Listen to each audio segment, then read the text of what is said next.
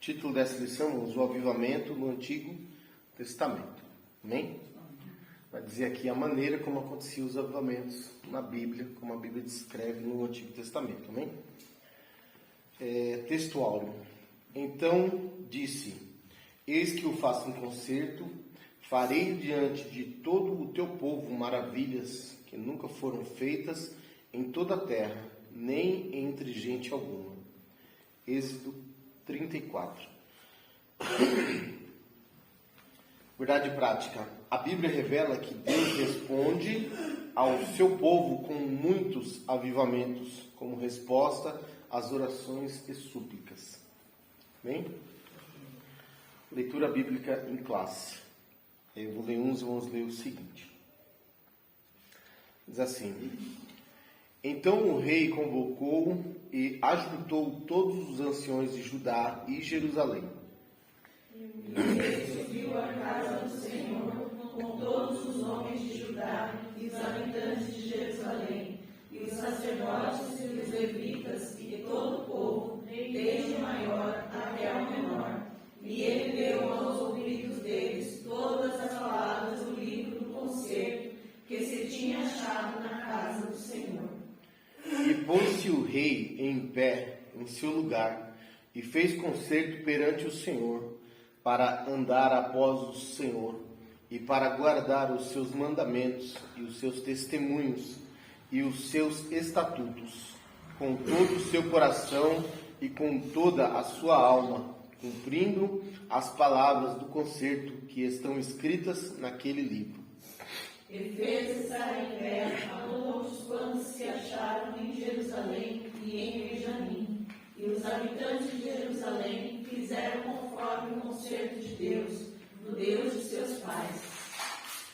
E Josias tirou todas as abominações de todas as terras que eram dos filhos de Israel, e todos quantos se achara em Israel, obrigou a que com tal culto servissem ao Senhor, seu Deus, todos os dias, não se desviaram após o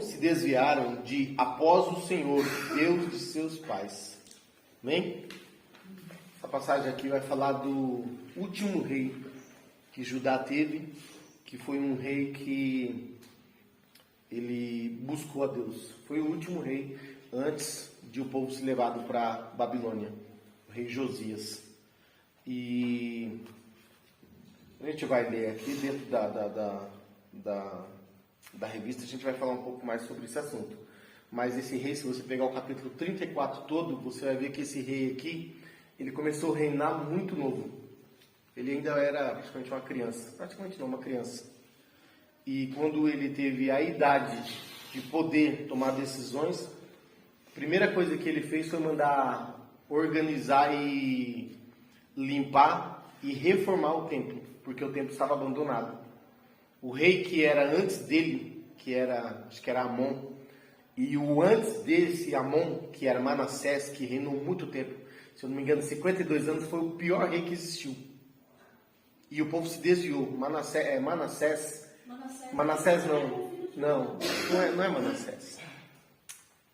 É Manassés mesmo, o nome dele. Isso, é ele mesmo, rei Manassés. É que a gente já logo pensa no Manassés, filho de José, né? Ele foi um rei que reinou 52 anos. E muito tempo. E ele era muito mau. Não está na Bíblia, mas esse rei mandou matar Isaías. Está num livro apócrifo de O Martírio de Isaías. Que o filho desse que ele é o filho de Ezequias. Se eu não me engano, o próprio Isaías profetizou para Ezequias que o filho dele iria matar o Isaías. E ele mandou serrar Isaías ao meio. Então esse homem era muito mau. Ele adorou a deuses que como se nunca tinha visto coisa tal igual assim em Judá. E ele chegou a queimar os filhos dele no fogo, em adoração a um deus chamado Moloque, né? Então ele era um homem mau mesmo. Só que ele se arrependeu no final, já lá pro final, né? se arrependeu e Deus perdoou. Só que o filho que veio depois dele não seguiu, vamos dizer, o arrependimento dele e nem, vamos dizer, aquilo que ouvia-se falar de Davi, porque todos eles se chamavam o filho de Davi, né? Ele não seguiu os passos de Davi e nem sequer olhou para o arrependimento do pai, né? Ele também seguiu um caminho mau e ele durou só 2 anos. Esse, graças a Deus, foi pouco, né? E depois desse veio Josias, que é esse Josias aqui. E Josias era alguém que temia a Deus e a primeira coisa que ele fez, ele mandou reparar o templo. E a gente vai ver aqui na revista que é tão interessante que o livro da lei de Deus que Moisés escreveu, a Bíblia deles estava perdida no templo. Eles não mais liam a Bíblia. E é por isso, um dos grandes motivos, que o povo se corrompeu de tal forma. Porque quando não tem, a Bíblia diz o quê? Quando não há profecia, o povo se corrompe. Existe, gente, se você, dependendo de como você falar, algumas pessoas interpretam só como se a igreja não tiver um profeta. Não, gente, a profecia verdadeira é a Bíblia. Até o profeta, se ele não for um profeta bíblico, ele está entendendo? A Bíblia é a verdadeira profecia. É ela que corrige o povo e faz o povo andar de acordo com aquilo que Deus ele quer. Uma igreja que abandona o ensino da palavra e vai para os costumes de profecia e se aprofunda só nisso, vira uma igreja mística. Aonde ninguém mais toma decisão baseada na Bíblia, mas no que o profeta fala.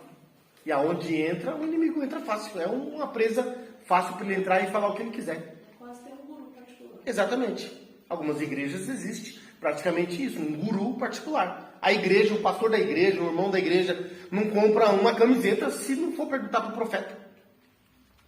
Por que isso? Porque abandonou a prática de aprender segundo a Bíblia ensina. E esse episódio aqui, isso daqui que ele mandou fazer, Josias, sabe por que ele mandou fazer isso? Sabe por que ele reuniu os anciões, os sacerdotes? Sabe por quê? Justamente porque eles acharam o livro da lei. Quando eles leram o livro da lei, diz que Josias rasgou as suas vestes, porque ele falou que estamos todos errados. Estamos seguindo por um caminho que a Bíblia mesmo não ensina. Então, um dos caminhos que vai falar aqui, para o avivamento, é o quê? É observar o que a Bíblia pede. Porque se a gente for por caminhos de avivamento segundo o homem, vai se transformar no que já se transformou hoje a igreja. Casas de show, né? Pregadores, quanto mais eles famosos ficam, mais cobram. Então se torna isso, a igreja.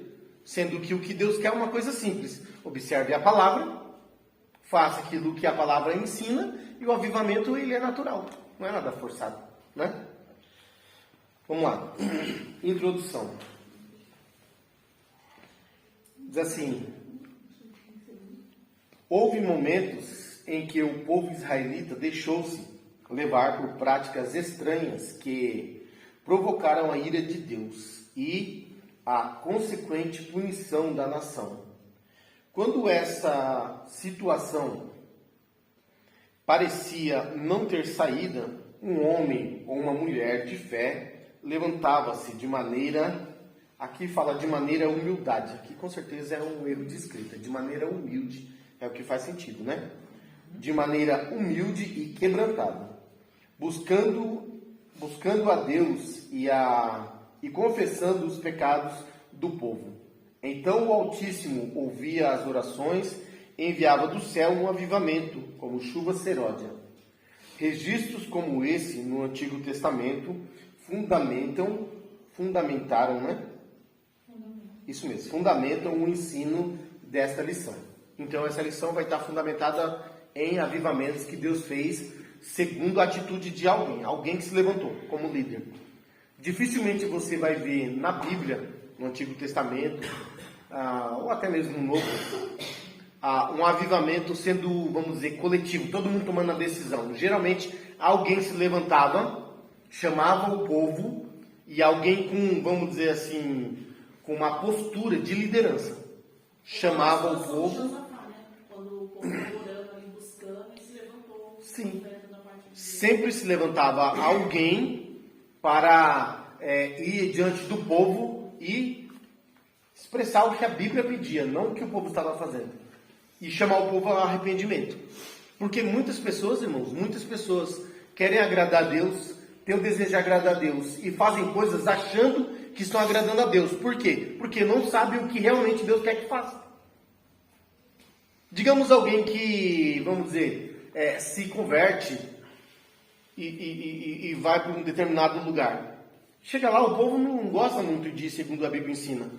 É mais festa e tal, ele vai começar fazendo aquilo ali, e no entendimento dele, Deus está super de acordo, porque a vontade dele ali é de adorar a Deus. Você pode pular de um avião sem paraquedas, gente, achando que Deus vai adorar, vai gostar, porque você está fazendo ali um sacrifício, e Deus vai falar, eu nunca pedi isso. Várias vezes Deus levantou o profeta e falou assim, o culto que vocês estão fazendo, tudo isso que vocês estão fazendo, achando que é para mim, não é para mim, eu nunca... Deus fala desse jeito, eu nunca pedi isso. E sempre que teve um avivamento foi através do quê? Da humilhação e busca ao ensino da palavra. Eles observavam a palavra, o que Deus queria, e seguindo o que Deus queria através da sua palavra, vinha o avivamento. Está entendendo? Nunca o contrário. O avivamento de Deus não depende daquilo que a gente acha, mas daquilo que a Bíblia diz. Porque o que eu acho é diferente do que Deus quer. Né? Quem sou eu para achar alguma coisa? A Bíblia diz o quê? Para a gente só obedecer. Né? É melhor obedecer do que sacrificar. Fazer sacrifício de tolo. Né? É melhor obedecer. Bom, vamos lá. Valéria vai ler. Lê em voz alta de novo, porque está gravando aqui, amém? No tempo de Moisés. Quando José, o filho de Jacó, morreu, o povo israelita sofreu com a tirania de Faraó, que não conhecia a história de benefícios que os judeus receberam da parte de Deus no governo de José. Nesse contexto, Moisés foi divinamente chamado no Monte Horebe e viu uma sarça que queimava, mas não se consumia. Ao se aproximar daquela imagem, Deus o chamou para libertar o seu povo do Egito, dizendo: Eu sou o Deus de teu pai, o Deus de Abraão, o Deus de Isaque e o Deus de Jacó. E Moisés encobriu o seu rosto porque temeu olhar para Deus. Diante dessa visão, o Senhor esclareceu que o enviaria ao Egito, a fim de libertar o seu povo. Por intermédio de Moisés, o soberano exerceu juízo sobre Faraó de maneira poderosa, enviando 10 pragas ao Egito, fazendo com que o rei deixasse o povo israelita sair daquele país. Ou seja, aqui o povo estava vivendo um período difícil. Quando você vai ler lá, acho que é Gênesis ali, pelo capítulo 46 a 48, vai mostrar Jacó chegando no Egito. Jacó não chegou no Egito por escolha, porque ele quis, vontade própria.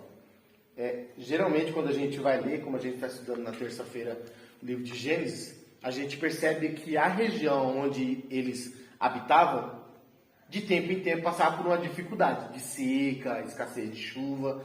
E a gente viu quem descendo para o Egito? Abraão. A gente viu também Isaque descendo para o Egito. A gente não vê Jacó descendo para o Egito, mas no momento de dificuldade ele mandou os seus filhos. E Deus já tinha enviado antes, ali como providência para salvar não só eles, mas também os outros que estavam no Egito, José, né? E Jacó desce com a sua família. A Bíblia diz que eles desceram Jacó chegou no Egito com 70 almas da sua família, fora os outros, que servos mas familiar, parente, neto, sei lá, bisneto, né? Jacó já era muito velho quando chegou no Egito, né? 70. E todos eles conheciam o quê? A fé de Abraão, de Isaque e de Jacó. Pode ver que todos eles tinham o costume de falar o Deus de meus pais. Parece que eles nunca pegavam esse ensinamento e falavam, é o meu Deus, né? E enquanto Jacó estava ali vivo, enquanto José estava vivo, o povo teve liberdade ali. Viveu ali tranquilamente, mas aí Moisés vai falar o quê? Quando José morreu, passado um tempo, um rei, Faraó, que se levantou, não conhecia José. Muitas pessoas têm dúvidas sobre isso. Como que pode? Alguém que era ou filho ou neto não conheceu. Falar de José, um homem que salvou, né, o povo da fome. A explicação para isso eu já pesquisei, porque eu não gosto de ficar sem saber. Para alguma explicação deve ter. A explicação que tem para que esse rei faraó não conhecesse José, eu vi um estudo, faz bastante tempo que eu li, que o Egito era um lugar disputado. Geralmente uma terra boa era disputada. Outros países sempre estavam tentando tomar aquele lugar. E existia 2 Egitos, o alto e o baixo, parece. E o que explica, no estudo que eu li, é que naquele período que os israelitas estavam habitando ali, houve uma invasão e um rei mais forte do que aquele que estava no poder tomou o Egito. Tomando o Egito, ele se torna faraó, porque faraó é rei lá. Ele se torna faraó e agora ele vai estabelecer o seu reinado no meio de um povo que não era dele. E mesma coisa que a Babilônia fez com Judá, a mesma coisa que a Síria fez com Israel. Eles entravam no lugar, dominavam, e agora quem manda é ele. Só que ele entrando lá e dominando, chega lá, ele vai conhecer o costume do povo, o povo que está ali. E aí esse rei, é lógico, não conhecia José. Porque é um rei de um outro país que invadiu, conquistou aquele lugar.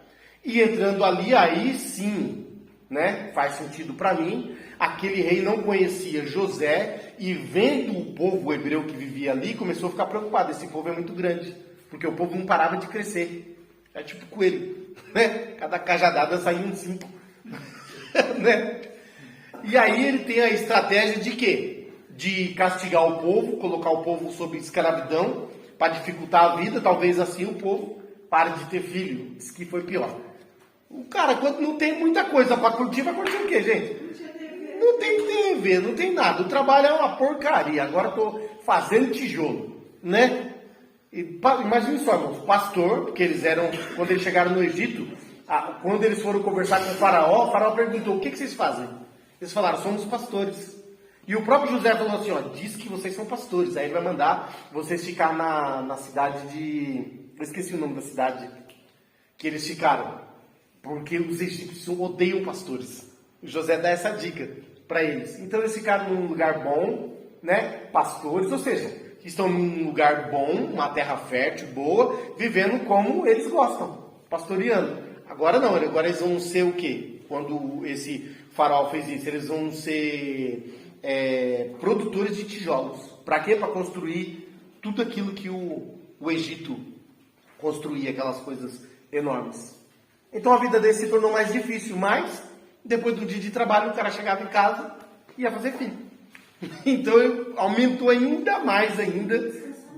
Aí o faraó tem qual a estratégia? Existia 2 parteiras. Eles vão lá nas parteiras e falam, se nascer menina, deixa viver. Se nascer menino, mata. Elas temiam a Deus, não fizeram isso. Então eles começam agora eles mesmos a perseguir para matar as crianças. Foi aí que veio Moisés, né? Moisés ficou escondido, os pais esconderam Moisés.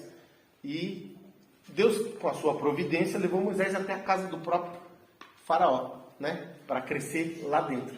Então, aqui é o primeiro avivamento. Por que avivamento? Porque com isso o povo morreu espiritualmente. Olha, tem 2 coisas. Tem muita gente que se engana nisso. Tem 2 coisas. Tem gente que fala assim, olha, quer ver um avivamento? Uma perseguição para a igreja. Por quê? Vai se basear na igreja do primeiro século.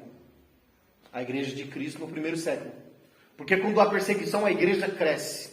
Depende, porque existe pesquisas e história que conta que em lugares do mundo, por causa da perseguição, a igreja acabou.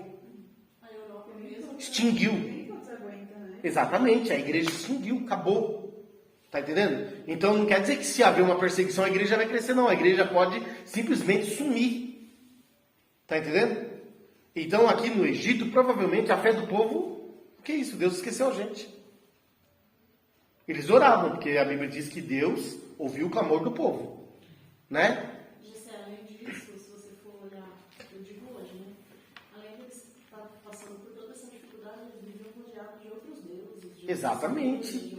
Tanto é que o povo que vivia no Egito foi tão influenciado que Moisés teve tanto trabalho com eles no deserto. Por quê? O povo tinha vamos dizer, é mais difícil você tirar a escravidão da pessoa do que tirar a pessoa da escravidão. Porque Moisés fez exatamente isso, tirou eles da escravidão. Moisés não. Deus, através da vida de Moisés, tirou eles da escravidão, mas a escravidão ficou neles. Eles estavam apegados a isso. Tá entendendo? Mas foi o primeiro avivamento. Por que avivamento? Porque Deus, ele se manifestou no meio do povo. Ele se mostrou para o povo. De forma direta. Deus castigou o faraó pelo que ele fez pelo seu povo, com o seu povo. Libertou o povo e levou a caminho de uma terra que manava leite e mel. Tudo que aconteceu depois é consequência da desobediência e tudo. Mas Deus, ele avivou a obra. Estava morta. Esse povo estava destinado à morte espiritual eterna. Porque... Mas Deus levou Moisés para o deserto. No deserto, Deus se manifestou a Moisés. Moisés agora se tornou um homem de Deus, porque eu acredito que antes ele não era, vivendo dentro da casa de Faraó, não é verdade? E agora Moisés, através da palavra de Deus, vai tirar o povo da escravidão e fazer um grande avivamento. Mas só como esse avivamento? É simples, é só olhar quando eles abriram, quando Deus abriu o mar e do outro lado o que aconteceu, né? Diz que Miriam cantou e foi festa e foi glória. E... tudo o que aconteceu depois, gente, é consequência do que nós... Pelo amor de Deus, né? Porque abriu o mar para aquele povo passar e depois eles não reconheceram. Não, e o mais, né? Eles passaram, mas os inimigos não, né? Isso ainda que é mais incrível, né? Antes do mar, eles já tiveram um grande sinal. Não disse que a nuvem andava sobre eles. Sim, não. Todos os sinais que eles já tinham tido já eram grandes sinais. Mas ali foi o checkmate. Por quê? Porque eles estavam na frente do mar, não tinha como passar, os inimigos vindo atrás com a faca nos dentes para matar eles e levar de volta para o Egito, né? Ou seja, matar os que resistem e levar o resto de volta, né? E o mar abriu, eles passaram, e eles chegando, vamos dizer, imagina se passou do outro lado, mas quando você olha no meio do mar, o inimigo também está vindo. Você fala, o que adiantou a gente atravessar? Eles estão aí. Só que quando saiu o último israelita, diz que o mar, ó, fechou e engoliu o inimigo, né? Acho que o que tinha mais fé assim, eu acho que pessoas que vão passar por cima, né? Você sabia, a gente vai Andar sobre as águas, mas abriu e eles passaram. Isso. E outra, gente, não foi pouca gente. Uma coisa é você abrir o mar e passar ali meia dúzia de gente. Algumas bíblias dizem 6 milhões de pessoas, outras dizem 2 milhões de pessoas. Ninguém chega num número, né? Mas se for 2 milhões de pessoas... Ô, José, vamos tirar uma ideia pela quantidade de pessoas lá de Brasília, tipo 3 milhões de pessoas. Então, imagina aquele povo atravessando... Quantidade de pessoas atravessando o mar. Né? Lembrando, gente, que o mar lá não é o mar que a gente imagina como a gente foi lá na praia, aquele mar assim, sem fim, né? Não, é chamado de Mar Vermelho, mas na verdade é como se fosse um grande rio, largo e extenso, tá? Não é o mar que a gente costuma ver aqui, não. Tá bom? Tá até hoje, né? Andando ainda. Vamos lá, gente, o 2. Sara, o avivamento do tempo de Samuel. Deus usou o profeta Samuel para denunciar a maldade do povo rebelde, a apostasia e o desprezo pelo sagrado, no templo do sacerdote Eli. Então, uma guerra contra os filisteus se instalou na região de Efraim, e os israelitas foram derrotados. Resultado: a arca foi tomada, os filhos de Eli, que eram sacerdotes, foram mortos. E, ao saber da tragédia com seus filhos, bem como da tomada da arca pelos filisteus, o sumo sacerdote ele também morreu. Foi no contexto desses acontecimentos que Samuel exortou os israelitas ao arrependimento. Assim o povo se humilhou e buscou ao Senhor, que lhes deu uma grande vitória. Um grande avivamento chegou em Israel, e Samuel julgou a Israel todos os dias da sua vida. Aqui foi um outro período, já bem para frente desse. Aqui já é o final do período de Juízes. Sabe aquele livro de Juízes da Bíblia? Ali foi um período grande em que o povo viveu como, vamos dizer assim, como quis. Não como quis, vamos dizer, né? Tenho certeza que todo mundo sempre quer viver da melhor maneira. Mas como não tinha liderança forte, a Bíblia diz que cada um fazia o que achava certo. Mas, irmão, se deixar cada um fazer o que acha certo, o que vai dar? Vai dar bagunça. É um nome chamado, quem já ouviu falar essa palavra? Anarquia. Anarquia é baderna. O nome já diz, né? Anarquia é um país que não tem um governo, uma lei, né? O povo vive e faz cada um que acha, né? Mas eu acho bastante interessante que o nome é bem propício para o que é, né? Anarquia, se tirando o A, fica o quê? O que a gente chama de anarquia? Quando a criança faz a bagunça, antigamente, não vou falar mais essa palavra, né? Chama, que anarquia é essa? Ou seja, que bagunça é essa? Então esse povo daqui de Juízes vivia um período assim de anarquia, não existia uma liderança, não existia uma lei, não existia alguém que colocasse a regra, e quem quebrasse a regra pagava o crime cometido, não. No livro de Juízes, você lendo o livro de Juízes, tem lugar do livro que dá nojo. Nojo dá assim... já assistiu Cidade Alerta? É pior. Tem lugar da Bíblia que você lendo é pior do que você ver algumas notícias que saem do Cidade Alerta. Verdade. Isso no período de Juízes. Então, nesse período de Juízes, o que acontecia com o povo? O povo não tinha liderança, por quê? Josué morreu.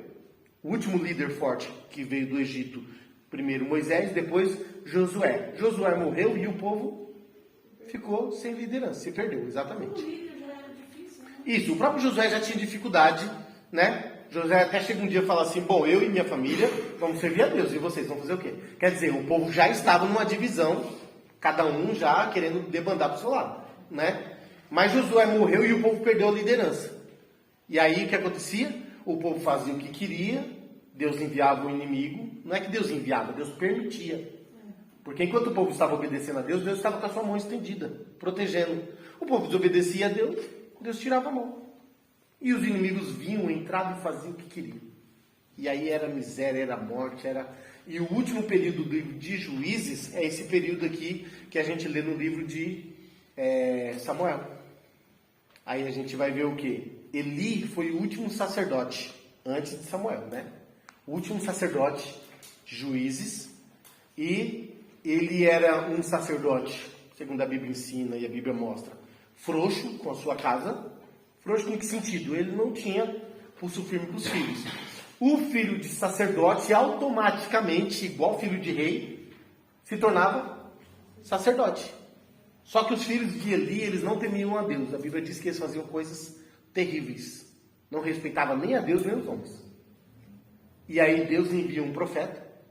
O profeta diz a Eli que por causa do amor dele ser maior para os filhos do que para Deus, Deus iria destruir o seu sacerdócio e a sua linhagem deixaria de ser linhagem de sacerdote. Isso cumpriu lá com Davi. Trocou. Já não era mais a linhagem de Eli. Trocou por uma outra linhagem de sacerdote. Ou seja, a linhagem de Eli foi extinta. Totalmente extinta mesmo. É engraçado que a gente vê Samuel, porque Samuel foi totalmente o oposto de Eli, né? E devia ser um espelho, porque exatamente. Quem ensinava o Samuel era o Eli. Exatamente. Samuel cresceu porque a gente vê lá no livro de 1 Samuel, Ana pedindo, implorando a Deus um filho. O que ela fez? Ela prometeu a Deus que se ele desse um filho, ele dava para ele, de volta. Certo? E ela fez isso. E Samuel cresceu aonde? Na casa de Eli. Uma coisa, gente, que a gente pode, de repente, assim, a gente sabe aquela coisa, entrar nas entrelinhas e imaginar que talvez, por Eli já ter errado tanto com seus filhos, ele tenha se dedicado a um ensinamento bom para Samuel. Sabe aquela coisa? Não diz que os avós erram com os filhos e vão corrigindo os netos? Tratando com mais carinho, dando mais atenção, gastando mais tempo, não é assim? Né?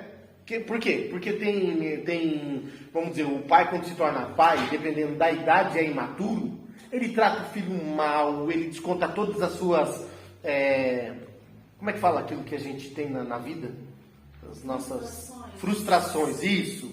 Desconta todas as suas frustrações em quem? Nos filhos. Quando chega na idade madura, e aí ele olha para trás e se arrepende de tudo que fez. Quando vem o neto, aí ele trata o neto com o maior carinho, ele vai mostrar... Tá entendendo? Claro. Né? Mas é verdade, gente. Por quê? Chegou numa idade madura, você viu os erros que você cometeu e não ajudou na criação dos filhos. Na verdade, muitos delas atrapalharam. Criaram um filho revoltado, criaram um filho que achou que não foi amado. Tudo isso. Não é verdade? Então, assim, a gente pode tentar imaginar, não estou falando que a Bíblia diz isso, mas até com a forma que a gente vê quando Samuel ouviu a voz de Deus, ele instruindo Samuel, existe um carinho ali. Sim. Como se ele já tinha enxergado. Exatamente. O filho dele ali, ele Isso, Samuel era uma criança ainda, né? Está crescendo, vamos dizer, ali nos cuidados do sacerdote. Então eu posso imaginar, talvez Eli sabe, talvez Ana chegou lá falando, profeta, porque ele profetizou, certo? Aqui está o filho, aquele que você disse que Deus me daria. Ou seja, existe uma ligação entre o sacerdote, a mãe, a família. A família de Eucana era uma família respeitada, porque Eucana era um homem de Deus. Tudo isso.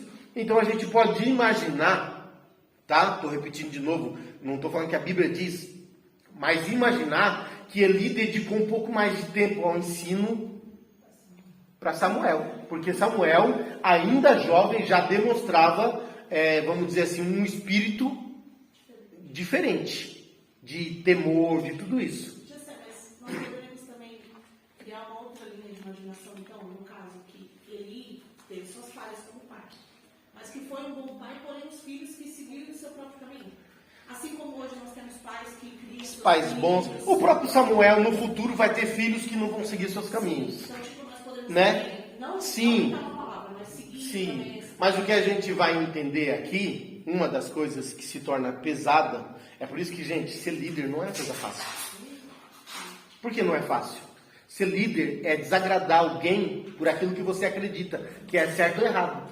E se é certo, independente se alguém vai olhar para você sorrindo, te chamando de chato, de ruim ou qualquer coisa que seja, a convicção do que você tem de que é certo ou errado, vamos dizer assim, vai ser muito maior do que o desejo de receber abraços e aplausos. Porque o que a Bíblia mostra, Deus mandando o profeta, indo lá em Eli, corrigir Eli, não corrigir os filhos. Por quê? Porque é mais ou menos Deus falando, você sabe o que é certo, sabe o que é errado. Ele fazia vista grossa. Você fazia vista grossa. E o próprio Eli, ele mostra lá, a Bíblia mostra ele lá corrigindo os filhos, mas ele corrige de uma forma, tipo assim, muito branda e assim, tipo, ó, eu avisei. Sabe, o Pilatos? Ó, já falei, estou lavando as minhas mãos. Líder não lava as mãos, gente. Tá entendendo? Líder não lava as mãos. Exatamente. O líder não vira as costas e fala, tá bom, eu avisei, vocês fazem o que quiser. Não pode ser assim. Não é o que Deus espera de um líder. Tá entendendo? A gente está vendo, de verdade, a gente está vendo no nosso país hoje, alguém que se tornou líder, bateu de frente com todo mundo, está sofrendo as consequências, mas não abriu mão, pagou o preço e está pagando. É isso que se espera de um líder. Está entendendo? Que ele pague o preço, porque ser líder não é viver no país das maravilhas. É ir contra tudo e todos, muitas das vezes. E ser um bom líder, eu acho isso. Está entendendo? Ir contra tudo e todos e muitas das vezes se sentir só. Principalmente um líder chamado por Deus, o consolo dele vai ser o próprio Deus e mais ninguém. A gente vê Moisés sendo assim e muitos líderes sendo dessa forma. Parece que a maioria vai contar a verdade, né? A gente vê os salmos de Davi, o que Davi mais reclamava? Os meus inimigos estão à minha volta. Eu não posso contar um segredo para alguém, aquela coisa que você precisar, sabe? Desabafar, não tem. O desabafo do líder, muitas das vezes, vai ser o próprio Deus. Então, o que faltou em Eli foi uma liderança, sabendo que sobre a mão dele tinha uma responsabilidade. Tá entendendo? Então, isso daqui pesou sobre Eli. Mas, voltando para a história de Samuel, a gente pode entender que Eli dedicou um ensino diferente para Samuel. Né? Talvez com mais carinho, não sei. Samuel também já tinha um chamado, certo? Vamos pensar dessa forma. Deus já tinha chamado a Samuel, né? E Samuel vai se tornar o último juiz da era dos juízes, um juiz que ele julgava a todo o povo, era respeitado, era profeta e também era sacerdote. É o único que foi profeta, sacerdote e juiz, tudo ao mesmo tempo. E nesse tempo aqui a Bíblia diz que teve realmente um avivamento espiritual. Por quê? Porque ele fazia com que o povo seguisse ele. Pode ver que quando Samuel está velho, que o povo vai cometer o erro de pedir um rei, mas o povo comete esse erro influenciado porque viu que os filhos de Samuel não seguiram o seu caminho. O povo falou, bom, vai voltar a ser o que era antes. Mas o povo vai até Samuel e você vê com o povo um grande respeito por Samuel. Primeira coisa que eles fazem, Samuel, não temos nada de falar de você. Mas infelizmente seus filhos não seguem o seu caminho. Então um grande líder que paga o preço que tudo, influencia outras pessoas a viver também uma vida como a dele. Ah, mas na época de Samuel não tinha as pessoas que não adoravam a Deus verdadeiramente. Gente, isso daí, né? Em qualquer cesto de ovo, se mexer, vai achar algo podre. Não quer dizer que os outros também são. Não é verdade? Não é? Então, amém? Então esse foi o período aqui de Samuel. Vamos lá, João Pedro, o 3. Provavelmente no tempo de Josias. Depois do reinado de Ezequias, rei de Judá, Manassés, seu filho, corrompeu-se, caiu na idolatria e no culto aos demônios.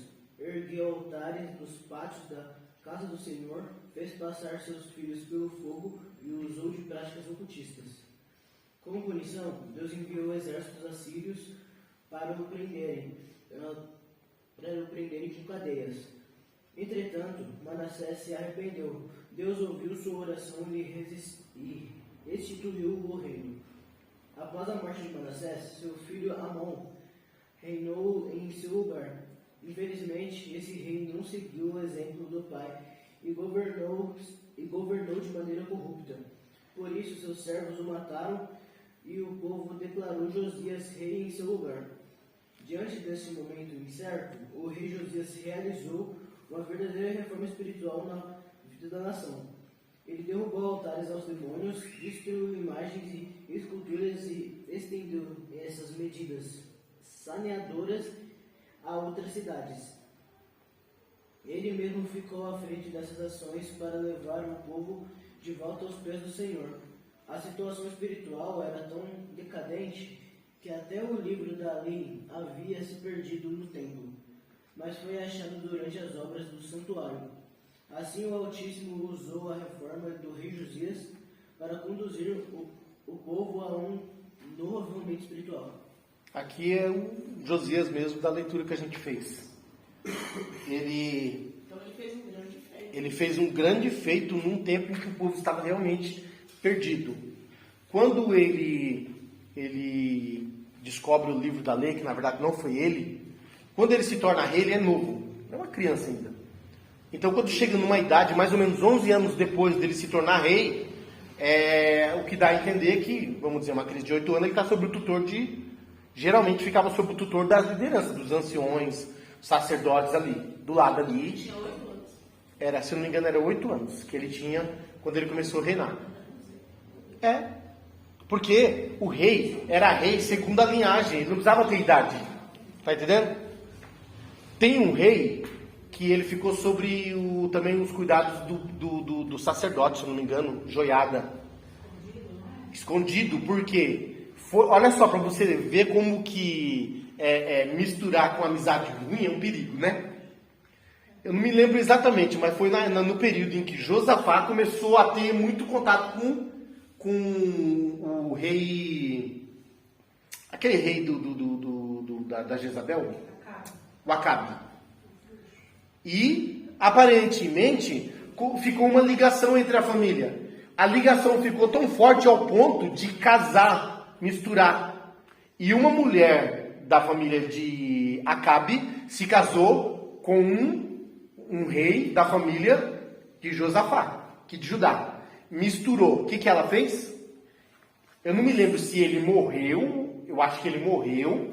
Ela aproveitou a oportunidade e mandou matar todos os filhos. E ela tomou o trono. E ficou sendo rainha. Não me lembro o nome dela agora. Só que o que aconteceu? Eles esconderam um bebê. E esse bebê ficou guardado, sem ninguém saber que ele estava vivo. Passado um tempo em que essa criança cresceu, sei lá, também idade assim, de criança, eles organizaram, tipo um golpe, né? Organizaram, chamaram a liderança e falaram, o rei está vivo. Ou seja, um descendente do rei está vivo. A linhagem real está viva, ela continua. E nós precisamos o quê? Tomar o reino. Por quê? Porque essa mulher, ela instalou também no meio do povo a idolatria, tudo aquilo que vinha da casa de Jezabel. E aí eles vão e organizam o povo, o exército ali, e tomam o reino, e matam essa mulher. Então, um rei numa idade dessa, ele não tinha capacidade de tomar decisões. Imagine o Ezequiel. Ezequiel, fala aí, o que nós vamos fazer? Compra um pacote de pirulito.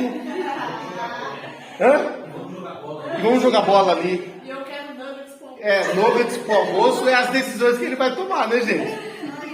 Né? De café da manhã, o que você quer? Você quer alguma coisa bem saudável? Não, quero chocolate, panqueca com mel e salgadinho, né? Uma criança de 8 anos não tem idade para tomar decisão, não é verdade?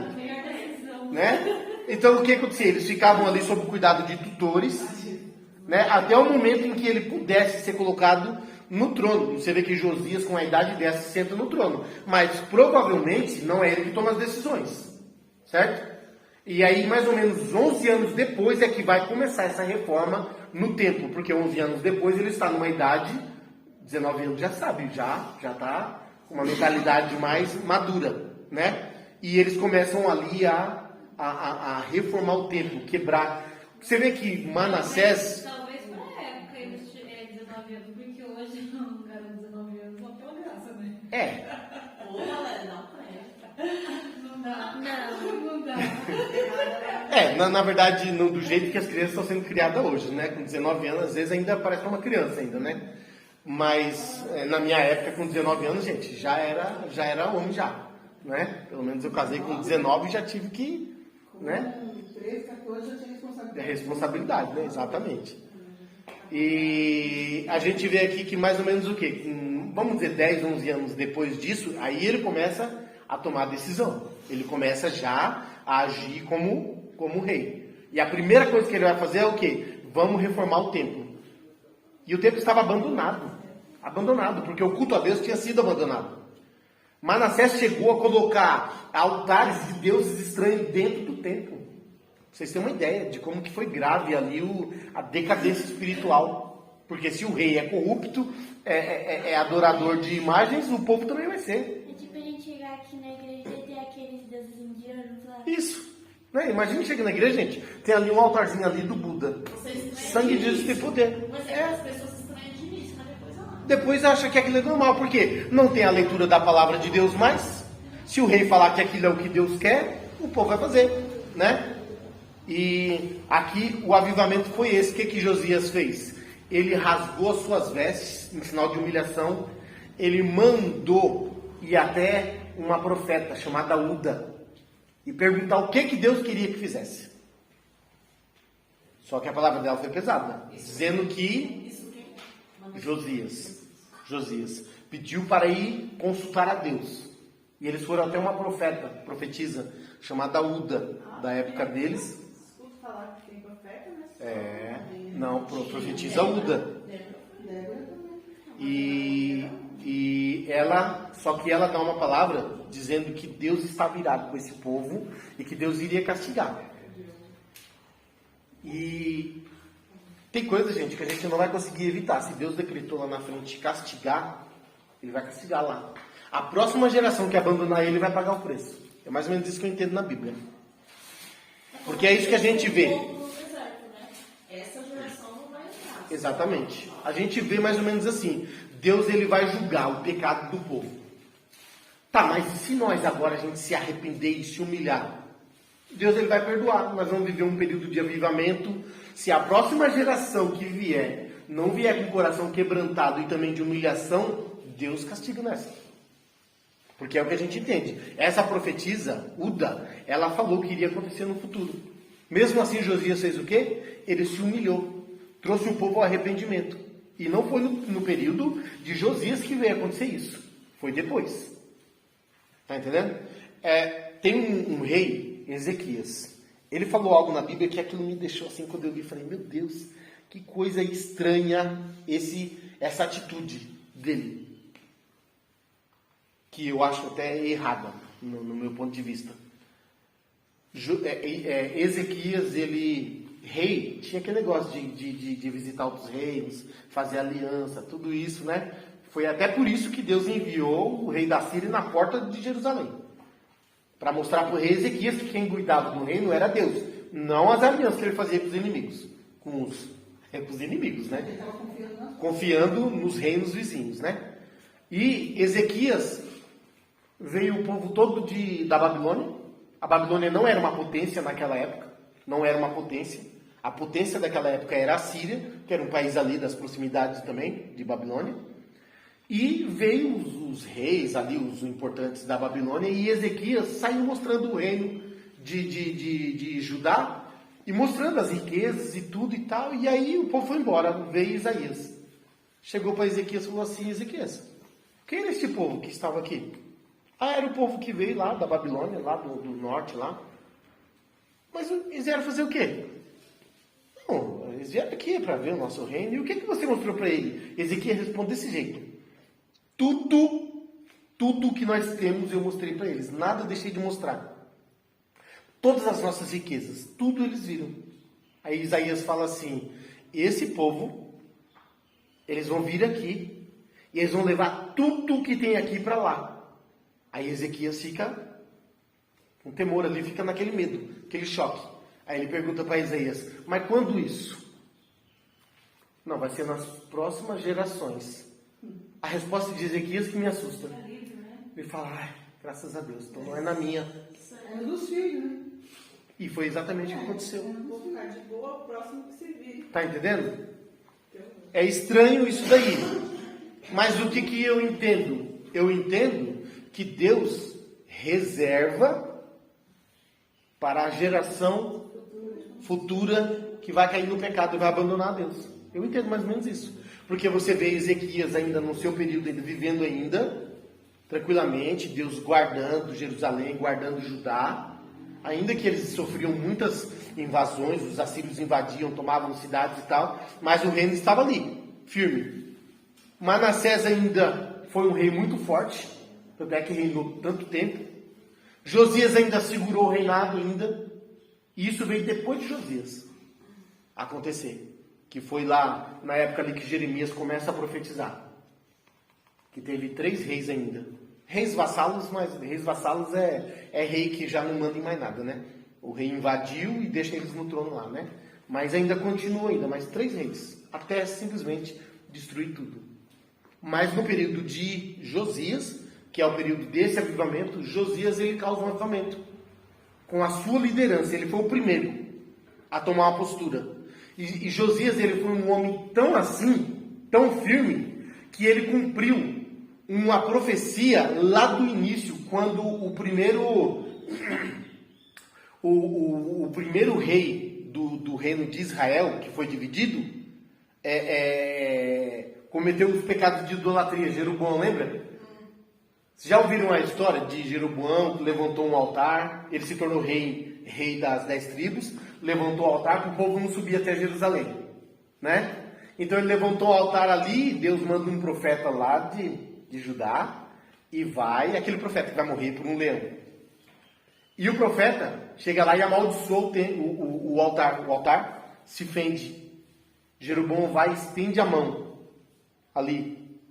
E aí o profeta dá uma palavra ali de autoridade, a mão dele fica dura. Aí o profeta depois ora, a mão volta, e Deus mostrou tudo aquilo ali. E existiu o quê? Uma profecia que os ossos daqueles homens ali seriam ainda queimados em cima daquele templo. Sabe quando isso foi acontecer? Com Josias, séculos depois. Josias vai visitar o reino de Israel, que não é o reino dele, e vai profanar os altares a deuses estranhos. E esse altar é profanado por Josias. Então Josias foi um homem assim que fez um avivamento, assim, coisa que nem Ezequias, nem Josafá, nenhum desses reis fizeram. Ele fez.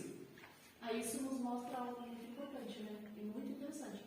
Um exemplo, de repente ele não tinha, vamos supor, o chamado, mas ele deu ouvido à palavra e se arrependeu. Quem? Josias. Não, assim, ele era uma criança, Sim. ainda não entendia o processo e tudo mais, e veio de um tempo de corrupção, de sujeira, de nojeira. Mas ele deu ouvido à voz de Deus.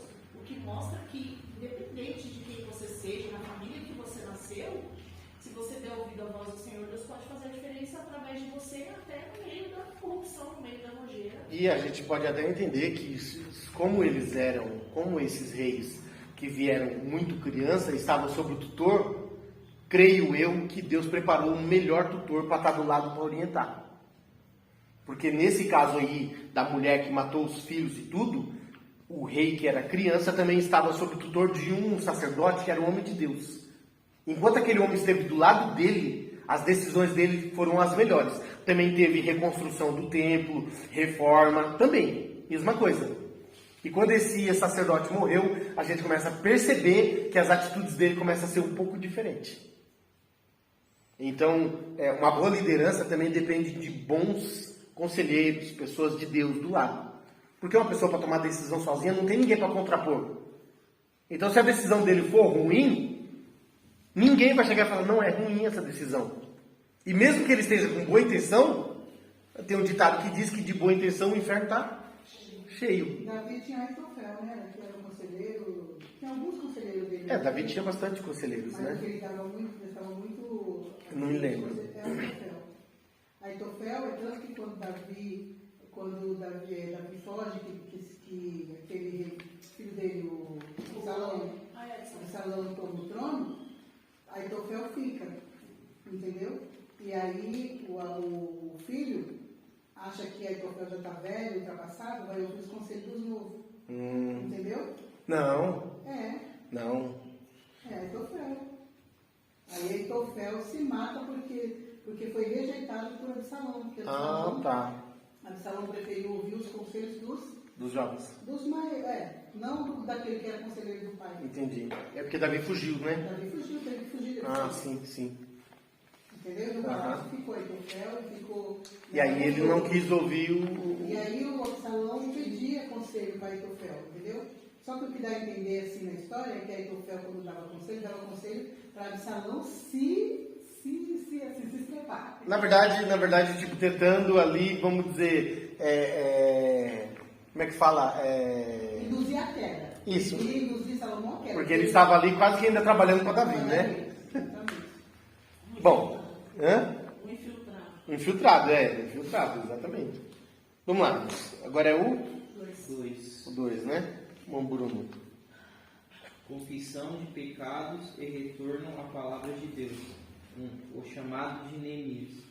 Neemias se achava na função de copeiro do rei Astarxerxes da Pérsia, quando foi informado da miséria em que a cidade de Jerusalém se encontrava. Apesar de o templo estar reconstruído, os muros da cidade estavam fendidos e as suas portas queimadas a fogo. Neemias orou durante 4 meses, com grandes lamentações.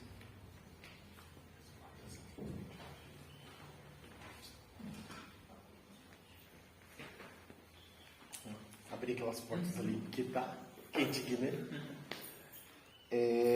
Bom, irmãos, aqui vai falar sobre já o período de Neemias aqui, pós-exílio, amém?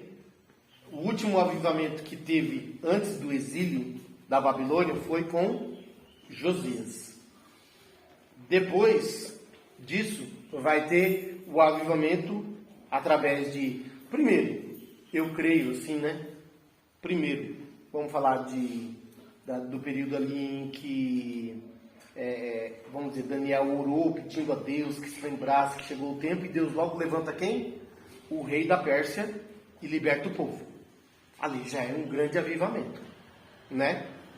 O povo volta, só que mesmo o povo voltando, eles encontram dificuldade e o povo mais uma vez decai.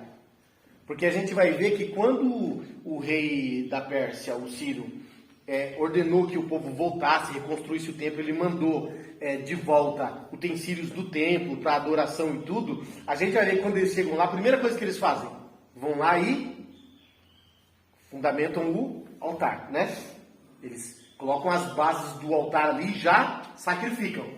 E ali você vai ver um grande avivamento. Diz que foi choro de alegria misturado com choro de nostalgia, aquela coisa que se ouviu de longe, e o povo tudo animado para construir o templo. Veio a dificuldade, porque o povo da além do rio, que era um povo, que é os samaritanos, né? queriam também construir, não deixaram, houve aquele problema e o povo decai de novo. Por quê? Eles não conseguiram continuar construindo o templo. Depois de um tempo, Neemias aqui, ele é copeiro do rei, ele não voltou. Na verdade, Neemias, aqui a gente entende, pelos estudos assim, que eu já estudei, Neemias ele nem é ainda, pelo que eu vi, mais ou menos de data, talvez Neemias não fosse nem nascido quando o povo voltou para Jerusalém. Está entendendo? Isso passou tempo, anos. Mas Neemias está lá servindo o rei, lá na Pérsia, não sei direito onde que era o lugar. Eu acredito que eles se estabeleceram na Babilônia mesmo, né? Se tornou o reino persa na Babilônia. Neemias está lá servindo o rei, e aí chega visitantes de onde? Lá de Judá. E aí Neemias vai fazer aquela pergunta, como é que está o povo lá, como é que está as coisas? Aí o camarada vai dar aquela péssima notícia. O povo está em grande miséria, os muros estão fendidos, as portas estão queimadas a fogo, a cidade está o quê? Uma cidade sem segurança, gente, é uma cidade pobre. Por quê? É uma cidade que qualquer pessoa entra, rouba, faz o que quiser, né? Quando a gente constrói uma casa, a primeira coisa que você se preocupa é o quê? Segurança. Meter uma porta, uma chave, um portão na frente, se possível colocar grade para ninguém querer pular. Antigamente, hoje eu não vejo mais isso, antigamente o povo colocava era vidro em cima do muro. Se ele pular para dentro, ele entra todo estrepado, né? Para você colocar isso daí no muro hoje, o muro tem que ter uma altura que uma criança, uma pessoa não consiga pular, né? Isso. Mas as pessoas se preocupavam tanto com a questão da segurança que isso daí não era uma coisa incomum. Era uma coisa até comum. Colocar isso nos muros. Hoje em dia não pode mais, o que faz? Já viram aqueles arame farpado assim? Quando a gente mudou para nossa casa vizinha, né, filha? Um arame farpado assim, é impossível de atravessar aquilo ali. Alguém... Não. Se o cara embarrigar naquilo ali, ele morre. É navalhas profundas aquilo ali. Se enrosca e se rebenta todo. É perigoso o cara se matar ali. Se o cara me deixar o pescoço cortar aqui, sei lá, uma artéria aqui do pulso, ou seja, aquilo tá ali para o cara não pular, né? Então a preocupação de alguém que quer guardar alguma coisa é o quê? É a preocupação de ninguém invadir. No caso aqui da época de Neemias, o povo não tinha portão na cidade, e uma cidade murada naquela época era uma cidade segura. É como se fosse um condomínio. Um condomínio fechado, exatamente. E o povo estava sem segurança, então Neemias entra naquela tristeza. E ele vai orar um período de tempo ali para que Deus possa agir, né? Então, a gente vai ler aqui a sequência aqui, o que Neemias vai fazer na oração dele. Ele vai se arrepender por ele e pelo povo. Amém? Vamos ler aqui o próximo. Leia, Paula. É o 2, né? É o 2. A confissão de pecados. E faço confissão pelos pecados dos filhos de Israel, que pecamos contra ti. Também eu e a casa de meu pai pecamos. Esse foi um dos pontos altos da oração de Neemias. Na condição de um intercessor, ele se incluiu entre os pecadores, mencionando a casa de seu próprio pai. Neemias confessou mais: de todos nós corrompemos contra ti e não guardamos os mandamentos, nem os estatutos, nem os juízos que ordenastes a Moisés, teu servo. A confissão dos pecados é a condição indispensável para viver um verdadeiro avivamento espiritual. Ou seja, ninguém pode viver algo novo de Deus se não se arrepender daquilo que sabe que fez de errado, né? E se arrepender não é só dizer que se arrependeu, né? É mudança de atitude, de comportamento, né? A Bíblia diz, quem se arrepende e deixa, né? Não é só... E é assustador que é o oposto muitas vezes que a gente vê hoje, né? A gente vê pessoas dizendo que hoje são uma criatura, mas se graças a Deus continua vivendo como se... não faz sentido, né? E aí aqui o que acontece? Esse avivamento que está prestes a acontecer, ele vem primeiro pelo descobrimento de Neemias da situação, né? Deus tinha um líder em um outro lugar, pronto, sabe? Deus tinha um líder pronto, mas estava em outro lugar. O que Deus vai fazer? Despertar esse líder, sabe? Porque quando ele está lá, ele é copeiro. Irmãos, copeiro era alguém importante no palácio. Copeiro era alguém que estava do lado do rei. Tinha até uma certa, não vou dizer intimidade, mas trocava palavras com o rei, conversava com o rei. Tanto é que quando Neemias aparece triste, o rei mesmo vai falar: o que aconteceu com você? Está triste? Você nunca foi desse jeito? Gente, só... Eu imagino que Neemias também era diferente, né? Exatamente. Outra. Para o rei falar desse jeito é porque existia uma afinidade. O rei conhecia Neemias, como é que foi hoje, como é que tá tudo bem, não sei o que. Sabe aquela coisa? Copeiro não era simplesmente uma pessoa que estava ali só para colocar, tipo um garçom, né? Não, ele era uma pessoa que estava do lado do rei ali praticamente o tempo todo. Então, Neemias, primeiro, Deus vai despertar Neemias através dessa informação, né? Por que Deus também vai despertar Neemias? Deus conhece, irmão. Deus sabe, na verdade, Deus chamou. Aí você pode falar assim: mas se Deus sabia que Neemias era líder, para que então que Neemias vai ter que orar tanto tempo e tudo? Deus não vai fazer o trabalho que é para nós fazermos. Está entendendo? Ele vai mostrar o caminho, mas fazer o trabalho ele não vai. E Neemias vai orar. Primeiro ele disse que quando ele soube daquela notícia, ele... Sabe você ficar tipo meses, anos, sem conhecer, sem saber de um parente seu que está em um lugar distante, e aí você imagina o quê? A gente sempre imagina o quê? A pessoa está super bem, com certeza. Né? Com certeza prosperou nesse tempo que a gente não viu e tal. E aí de repente alguém chega e fala: oi, como é que está fulano? Ah, a situação está difícil. E aquilo vai causar uma tristeza. Por quê? Porque você gostaria de ouvir uma notícia que aquele povo está bem, né? E a atitude de Neemias é o quê? A atitude de arrependimento por ele e pelo povo. Você vê, Neemias, irmãos, nem é um homem que veio de Jerusalém, de Judá, no cativeiro. Ele nasceu no cativeiro. Ele nasceu no cativeiro. Ele não é uma pessoa que veio escravo de lá e aí fala: ah, Senhor, eu pequei lá e por isso eu estou aqui. Não. Eu nasci aqui, eu já nasci escravo já. Eu não tenho nem... Na verdade, ele poderia ter até aquele sentimento, né? Na verdade, eu pago pelo erro que os outros cometeram. Sabe? Mas não, ele vai orar e ele vai incluir ele, a casa do pai dele. Por que a casa do pai dele? Porque a casa do pai dele, sim, provavelmente veio de lá. E ele vai orar aqui do mesmo jeito que Daniel orou. Daniel também ora do mesmo jeito. Senhor, na verdade, eu pequei. Também sou igual a eles. E aí ele vai orar, vai pedir a Deus misericórdia até o dia em que o próprio Deus vai dar condições de ele, na presença do rei, colocar aquilo que ele precisa. E Deus já tinha preparado o coração do rei, né? Estava tudo já preparado. Só que Deus não, vamos dizer assim, Deus não deixou de ele passar por esse momento, irmãos, de angústia, de tristeza, de quebrantamento. Deus deixou ele passar por tudo isso. Porque a Bíblia mostra isso, que Deus ele quer que nós, não é que nós ajudamos a Deus, mas nós cooperamos no milagre, nas orações. Através da nossa vida. E a gente não pode tirar um expor nosso da vida. Não. Expor não, mas foi os meus irmãos. Não, exatamente. Vamos lá. Avivamento pelo ensino. Irmã Mônica.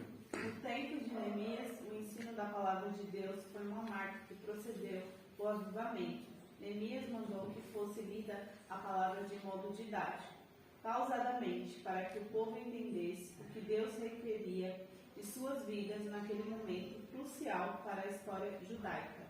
Após anos de cativeiro em terra estrangeira, além da leitura, explicavam-se o significado de cada expressão, e o povo entendeu. Como resultado, sobreveio um poderoso avivamento sobre o povo.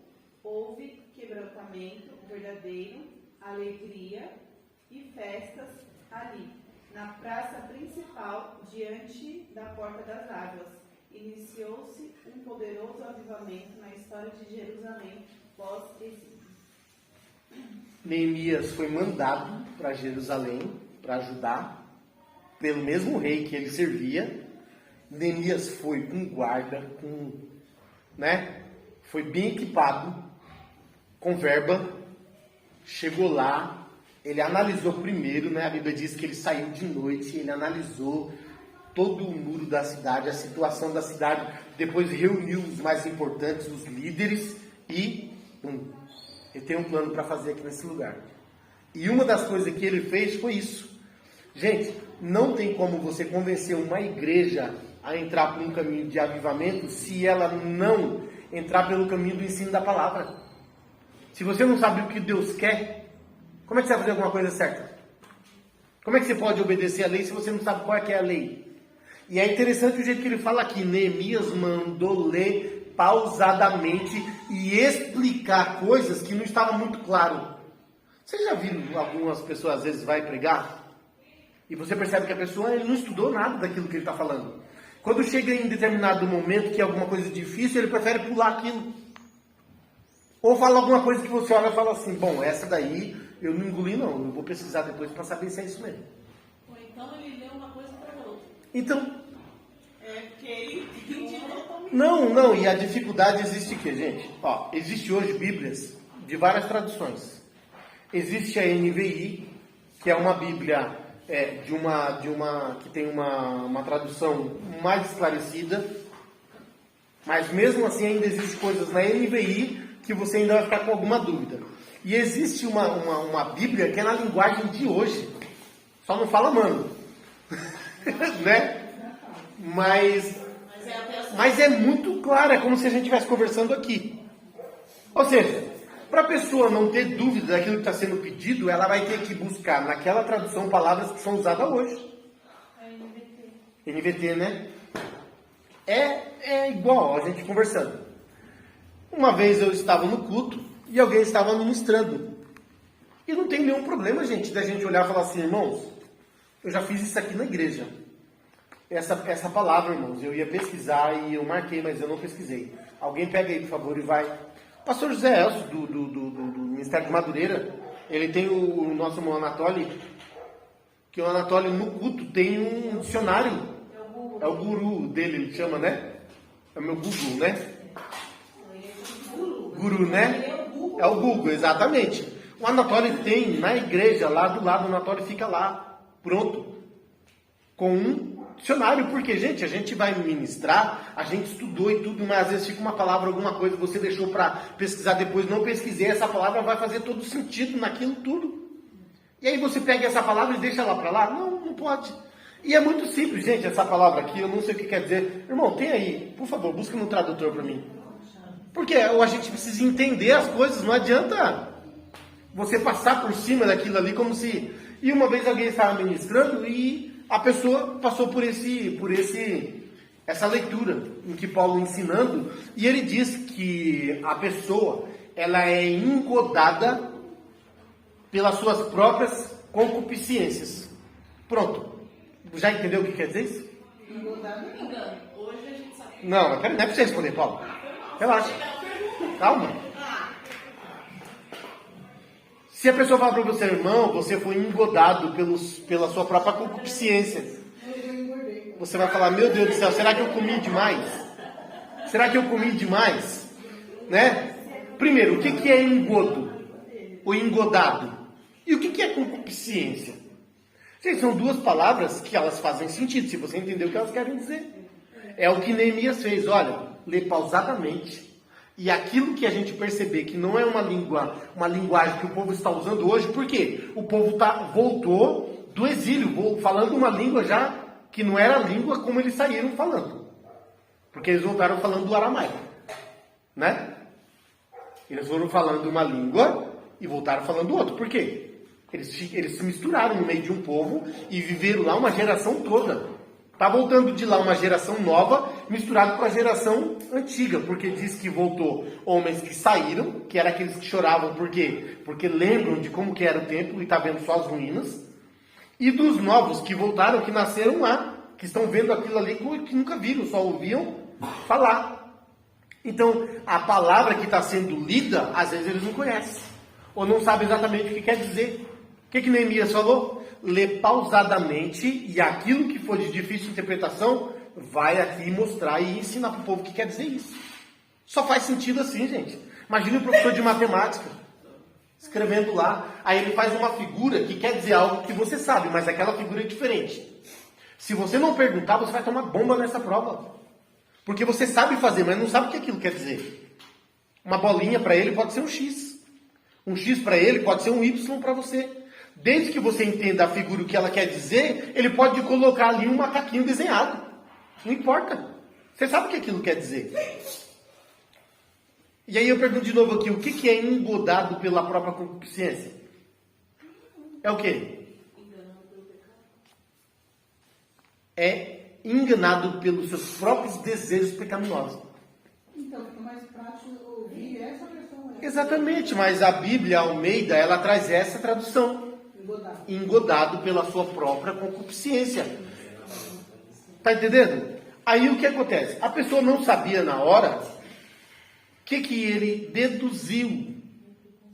Deduziu assim, de dedução, assim, de uma revelação que eu acabei de receber aqui. Irmãos, engodado é quando você peca e você engorda com o pecado. Engordou com o quê? Meu Pai do céu. Tá entendendo? Falei, gente, isso é grave. Por quê? Porque como que a igreja vai aprender o que Deus quer se eu não sei o que Ele quer dizer? Você conversa com alguém que fala, a gente está lá no negócio da Amazon, né? Já liguei para eles várias vezes. E eles começam a falar e aí eles não sabem falar direito. E ele é um americano falando português, imagine. E às vezes ele usa uma conjunção de palavra que você tem que deduzir o que ele está falando. Porque não é exatamente aquilo que a gente entendeu. Aí eu pego, não, peraí, não entendi exatamente o que você quis dizer. Eu preciso entender o que você quis dizer, porque senão não faz sentido a conversa. Faz sentido a conversa? Não faz sentido. É a mesma coisa da Bíblia. Neemias falou assim, olha, leia pausadamente. O povo tem que saber o que Deus quer. Só assim esse povo vai fazer o que Deus quer. Tá entendendo? O irmão Michel, aquele dia que a gente foi tocar, que a gente foi lá cooperar com eles na igreja ali de Cristo Jesus, o irmão Michel falou alguma coisa que eu gostei muito. Ele falou, a igreja espera que aquele que vai ministrar a palavra tenha se debruçado e gastado um tempo em entender aquilo que ele vai transmitir. A igreja espera isso. Porque se ele está com a responsabilidade de trazer o conhecimento daquilo que Deus quer, como que pode ele mesmo não saber? Ninguém é obrigado a saber de tudo, gente. Mas se você sabe que está sob a sua responsabilidade, você tem que ir lá e buscar o conhecimento daquele texto. O que ele quer dizer, o contexto, o antes, o depois. Porque senão não faz sentido. É 1 hora de pessoas ouvindo coisas que não vai trazer nada de edificação para ele. Na verdade, vão sair mais enganados. É confuso. Confuso. Tá entendendo? A preocupação de Neemias foi isso. Por quê? Neemias com certeza pensou, esse povo está nessa situação porque não sabe o que Deus quer deles. Não sabe o que Deus quer deles. Você vê que Deus levanta o profeta Ageu e Zacarias. Para quê? Para trazer o povo de volta ao conhecimento do que Deus quer. Porque o povo estava nas suas casas, estucada quer dizer rebocada. Acabamento na casa, pintou a fachada, aquela coisa linda. Todo mundo em casa, de boa, enquanto o templo estava em ruínas. Deus fala, não era isso que eu pedi, não. Não foi para isso que eu enviei vocês de volta. Ou seja, a gente só pode fazer o que Deus quer se a gente entender o que Ele quer. E a gente só pode entender através da Bíblia. Ou você acha que Deus vai levantar profetas para falar hoje o que Deus quer? Deus pode levantar um profeta para vir aqui te dar uma palavra de consolo, de exortação, de, vamos dizer assim, revelar algo que Deus quer fazer. Mas essa revelação serve para você, particular, não para a igreja. Não vai trazer isso daí como doutrina para a igreja, como algumas igrejas já fez. Tá entendendo? Ai, meu Deus, me revelou um anjo aqui nesse altar sentado na cadeira do meio. Pronto, irmãos. Nessa cadeira ninguém senta. Opa, peraí. Aonde que a Bíblia está falando isso? Tá entendendo? Deus pode estar querendo trazer um avivamento para a igreja, dizer que a presença dele está ali, que Deus está chamando a igreja para um avivamento. A interpretação nossa vai e diz que é algo e vamos fazer aquilo que o profeta falou. Opa, peraí, então vamos escrever na Bíblia. Vamos escrever na Bíblia. E o livro de Apocalipse foi o último. Pode ver que ali foi selado no último capítulo com o quê? Com o próprio Deus ali, mostrando o final de todas as coisas. Acabou, não tem uma revelação. Deus pode revelar algo para você, para livrar você da morte, para livrar você de um laço, algo particular. É para você. Não quer dizer que é uma lei para a igreja. Tá entendendo? Isso fez lembrar uma pregação do pastor Jorge, aqueles que o irmão começou a falar, né? O anjo, você está aqui. É, Aí o a anjo. gente queria fazer assim, é mesmo? Onde? E a igreja, e ele, nossa, eu tô mal. Meu Deus, tem pecado, não vejo nenhum. Eu não vejo nenhum anjo. E eles vão falar, tá passando, segura nele. Ele, Senhor. Todo mundo tá vendo e eu não tô vendo. Eu devo ser o pecador do pior. Mas depois ele perguntou pra alguém. Ninguém viu o anjo. Você viu? Não. Você viu? Não. A gente só sentiu. É. Porque ele fala, todo mundo tava. E ele olhava pro irmão do lado, o irmão do lado tava numa alegria. Ele falava, ele tá vendo. Eu olhava pro outro também naquela alegria, ele também tá vendo, só eu que não vejo. Diz que acabou ali, todo mundo sentou, e aí ele pegou e começou a perguntar: ô irmão, você viu o anjo? O irmão, viu ou não viu? Não viu? Por que tava todo daquele jeito? Ah, tava todo mundo alegre. Então eu também tava alegre, ué. Perguntou pro outro, você viu o anjo? Não. Ele falou, rapaz, provavelmente nem o que falou viu. Você vê? Você vai entender que lá no dia de Pentecostes, todo mundo se alegrou, mas ninguém viu o anjo. Lá o fogo veio e pegou todo mundo, né? Mas foi um sentimento espiritual. Isso, mas... Mas Sim, mas ali foi... É que o povo às vezes fala... Não. O que acontece é que muitas pessoas, infelizmente, para ver a igreja e dizer que quando ele louvou e quando ele pregou, a igreja pegou fogo, ele inventa essas coisas. E isso não é mentira não, gente. E hoje nós Entendeu? estamos vivendo um momento de pessoas treinadas para Isso, exatamente. Pessoas Que aí é o perigo. A igreja que não entra pelo caminho do ensino da palavra é enganada e deixada de levar por essas coisas. Tá entendendo? Vamos lá. O 3.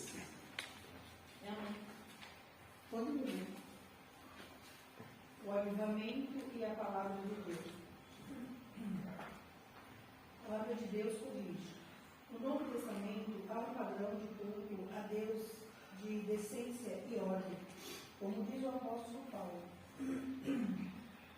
E fareis, pois, irmãos, quando vos ajuntares, cada um de vós tem salmo, tem doutrina, tem revelação, tem língua, tem interpretação. Faça-se tudo para edificação. Veja que marca essa orientação apostólica não é exibicionismo espiritual ou mero emocionalismo, nem a expressão irreverente no culto. Aqui, a orientação para o culto avivado, de acordo com a palavra de Deus, nesse culto, Deus pode enviar um avivamento genuíno como resposta ao quebrantamento espiritual e às orações do povo de Deus. Que é o que aconteceu no dia de Pentecostes, como o irmão falou. Deus pode fazer isso? Não, Deus não só pode, como Ele faz. Né? Como Ele faz. Só que aqui, o escritor da revista está querendo trazer aqui? A ordem no culto. Olha só, no Novo Testamento há um padrão de culto a Deus de decência e ordem. Como diz o apóstolo Paulo: que fareis, pois, irmãos, quando vos ajuntar, cada um de vós tem salmo, tem doutrina, tem revelação, tem língua, tem interpretação. Faça-se tudo para a edificação. Ou seja, uma igreja que não entra pelo caminho da palavra, provavelmente vai começar a inventar coisas para parecer um avivamento. A gente já passou por uma situação há muitos anos que veio um povo visitar na nossa igreja. É um perigo esse negócio de igreja começa a visitar outra igreja. E aí fica devendo. Por exemplo, quando alguém me pede, o irmão pode ir lá com a banda e tal, e a pessoa fala, depois nós vamos pagar. Eu falo, você não me deve nada, rapaz. Oxi, eu vim porque eu quis. Você não me deve nada. Eu vim aqui primeiro porque eu quis, e eu vim para cultuar. Você não me deve nada. Como assim você me deve? Então quer dizer que se você me pagar agora eu fico devendo. Daqui uns dias nós estamos trocando. Aí eu sou obrigado domingo na sua igreja, você vem no sábado. Aí eu vou no sábado, você é obrigado no domingo. Eu não tenho obrigação de ir na igreja de ninguém, não. Eu vou porque eu quero ir lá adorar a Deus. Eu não gosto desse negócio de, não, agora está com dívida. Irmão, nós temos que pagar a dívida. E eu não devo nada para ninguém, rapaz. Eu vou se eu quiser. Se o irmão vier cultuar aqui na igreja com a gente, ele vai cultuar. Se ele for um homem de Deus que a gente conhece, ele vai poder até louvar, de repente até ministrar uma palavra, ele vai embora e eu não devo nada para ele. Nada. Não venha com essa de me cobrar e agora eu tenho que ir na sua igreja, não. Comigo isso não cola. Porque esse negócio de ficar isso daí, irmãos, dá problema. Por que eu estou falando isso daí? Porque uma vez, há muitos anos atrás, começou esse negócio. E alguém veio pagar uma dívida. Só Jesus na vida. Rapaz, o culto estava normal ali. Um culto, acho que era de sexta-feira, ciclo de oração com as irmãs. E o culto estava ali, estava gostoso o culto. E como era uma dívida, já foi colocada a dívida. E a pessoa que veio de lá, o líder da igreja, que era a líder, ia ter que pregar. Enquanto o culto estava ali, o culto normal, hino da harpa, palavra oficial, um irmão veio para louvar um hino, contar um testemunho, culto. A liturgia de culto que a gente conhece. Quando foi passada para essa pessoa, que é de uma outra denominação, outros costumes, totalmente diferentes, o que aconteceu? Quando ela pegou no microfone, até aquele momento ela entendeu que Deus não estava naquele culto. E que Deus não estava agindo. Então ela falou o quê? Agora nós vamos dar aqui 1 minuto para Deus operar. 10 minutos. Era 10? 10 minutos. 1 minuto já foi A bastante. liberdade. Isso, liberdade. Essa é a expressão que ela usou. Nós vamos dar liberdade agora para o Espírito Santo. Quer dizer, até aquele momento não havia liberdade para Deus fazer nada. E quando ela falou assim, como num estalar de dedo, levantou o povo e eles estavam estrategicamente com umas roupas de manga longa, pareciam anjos. E eles começaram a rodar nessa igreja e a pular. E até as crianças sapateavam no corredor e virou, irmãos, uma coisa... Não foi só um corredor, foram para fora. Não, então, quando eles foram para fora e eles iam para a rua, a irmã Lourdes, né, foi com seus braços assim, realmente parecendo um anjo, e botando todo mundo para dentro e mandando sentar. Senta, e foi colocando no lugar. A pessoa que estava com o microfone na mão ficou super ofendida e não pregou. Praticamente amaldiçoou a igreja enquanto estava com o microfone na mão. Por que isso daí? Por quê? Porque provavelmente lá é a forma com que eles acham que Deus está agindo. E o que vão fazer aonde forem? Vai tentar instalar aquilo que ele acredita que é o certo. Tinha uma pessoa que saiu rodando na parede, assim, como se, sabe, virando voltas assim na parede. Na parede. Teve um que caiu, porque a gente tinha uma cortina cobrindo e não dava pra ver que não tinha uma parede. Meu Deus do céu. Meu Deus! Mas, gente, foi uma coisa assim que eu falei, que é isso que aconteceu? Porque assim, ó, a gente não pode, por exemplo, o mover do Espírito Santo, ele é tão natural. E ele é Ele ordeiro. é tão organizado que, um exemplo, quando uma pessoa está sendo tomada pelo Senhor, ainda que o Senhor a tome em mistério, você não precisa sair catando as coisas da frente, ela vai sair da frente. Eu já levei muito na cara de quase sangrar o nariz. Já pensou? De tipo, eu ficar aqui, ó, opa.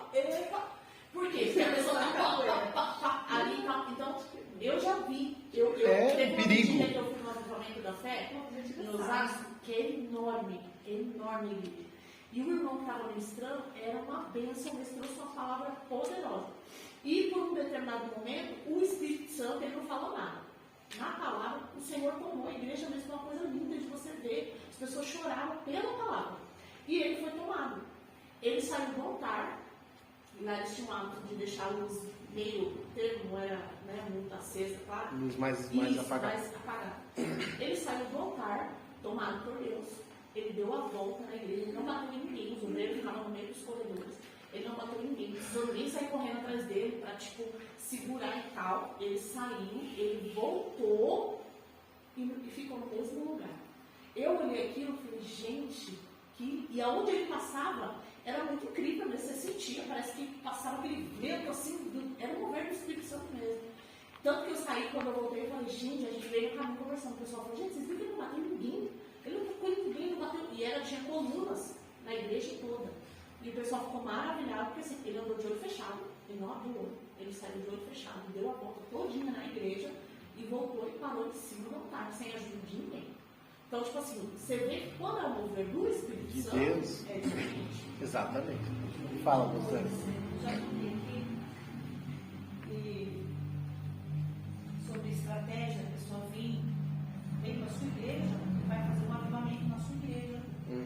estrategicamente. Não assim, eu vou e Deus vai usar. Sim, ele tem um plano, né? Deus hoje vai fazer. Ele já vem planejado, né? O pastor Isnardo contou, e ele contou. Ele falou que ele sempre aprendeu assim. Ele tinha esse ritmo dele. Ele chegava na igreja, independente de ser obreiro, pastor, ele ia no banheiro primeiro para poder se estabilizar no culto. Ele falou, eu aprendi assim. Então, o que aconteceu? Era culto das irmãs, de oração, acho que festividade, alguma coisa. Ele chegou e foi pro banheiro. Onde estava sendo arquitetado o plano. Ele arrumava o caminho e entrava para a igreja. Ele estava dentro do banheiro e ninguém sabia, ninguém viu, né? Então, chegou o pregador e o banheiro do pregador. Em vez de eles tratar, Deus, né? Por isso. Revelando. Em vez de eles tratar a estratégia do carro, no caminho. Deixaram para tratar na igreja. No banheiro, você já sabe. Quando Deus vai pregando, ministrando, entendeu? Na hora que você dá uns glórias, você pula, você grita, você começa a viver a mente. Pastor Isnardo dentro do banheiro. Quietinho. Eu vou escutar o plano inteirinho, né? Meu Deus. Quando saiu do banheiro, ele falou, pode ser igual, pode ser igual. Ah, tá. Vocês estão de orando para lugar. Você é pregador da noite, sou. Você era, você não vai ter. Eu falei, não, por quê? Quem é o senhor? Eu sou um pastor da igreja. Casa caiu. Não vai pregar. Não, mas eu fui convidado, não interessa. Você não vai para a igreja. Amém? Irmãos, foi Deus purinho ali, fazendo ele se revelar aí na minha frente. Pastor Isnardo contou isso. E aí vão nas igrejas, causam bagunça, causam problemas, vão embora e deixam o problema lá para o pastor resolver, gente. Você lembra, Jessé, daquele irmão que Entendeu? colocou uma cadeira no meio da igreja e disse que a Jesus estava lá? Não. Não, é sério, eu estava presente, você lembra, mãe? Aí ele colocou uma cadeira, eu era a igreja na casa do tio Paulo, na garagem, que eu lembro disso. Na garagem, foi na Rua Ramiro, uma coisa assim. Ele botou uma cadeira. Não, isso foi antes. Na do tio Paulo veio um irmão que testemunhou que ele tinha morrido. Testemunhou que ele tinha morrido, ressuscitado. Depois a gente foi descobrir que ele não tinha, nunca morreu nem nada. Quebrou nem a Ele colocou uma cadeira e eu sei que fez uma fila, quase até chegar no lado da rua, pra gente. E era rapidinho, você tinha que ajoelhar e falar, Jesus, é isso, e o carro Meu tá Deus. correndo. E aí o próximo, porque Jesus estava sentado ali, era a única oportunidade, tipo, oferta de liquidação. Meu Deus. Vem ajoelha aqui, conta ligeiro. E as pessoas, na inocência, fez a fila e tal, e dobrou. Se ajoelhou pedindo para a cadeira. Pedir pra cadeira uma... Agora, gente, veja bem, olha só, para voltar aqui para a revista. Por que a gente, vamos dizer assim, como isso, as pessoas caíram nisso? Falta de entender a palavra. Exatamente, gente. Falta de palavra. Falta de ensino pela palavra. Vamos chamar essas pessoas que você falou aquele dia lá? Pessoas que vai escutando as coisas e vai... Telefone sem fio? Ensinando. Telefone sem fio? Não. Para de escutar as coisas. São pessoas... São os incautos. Por quê? Porque, gente, olha só, não são poucas as pessoas que fazem isso aí. Porque se tem uma coisa que as pessoas querem ver e querem que aconteça, é coisas mirabolantes, coisas sobrenatural. Tá entendendo? As pessoas adoram coisas sobrenaturais. As pessoas adoram. Então, coisas sobrenaturais chama a atenção e chama público. Por que as pessoas fazem? Eu vi outro dia, gente, eu comecei a ver um negócio lá. Hoje em dia está na internet para todo mundo ver. Um camarada conversando com Jesus pelo celular. E as pessoas, e falando, o que você quer? Não sei o que e tal. Tá entendendo? E as pessoas ali sendo enganadas, gente. E a igreja lotada. Não cabia gente na igreja. Tá entendendo? Agora vai lá e fala o seguinte, irmão, senta todo mundo, vamos aqui para a leitura da palavra de Deus e nós vamos aqui explanar um capítulo todo de palavra de doutrina. Vamos lá para Paulo doutrinando a igreja de Corinto. Pronto, ó, no domingo que vem não tem um lá. Tá entendendo? Um convite de uma pessoa. Eu passei vergonha, porque eu vi que eu era muito estranha, porque eu cheguei, me ajoelhei, orei, e as pessoas ficaram conversando. Por que eu fiz aquilo? Chega uma hora no culto que eles apagam as luzes, começam a jogar fumacinha. As irmãs vêm com capa, porque começa o povo rodar, uma bagunça.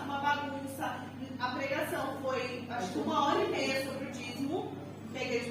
para isso, a igreja precisa daquilo, porque vocês têm a obrigação de manter tudo isso aqui.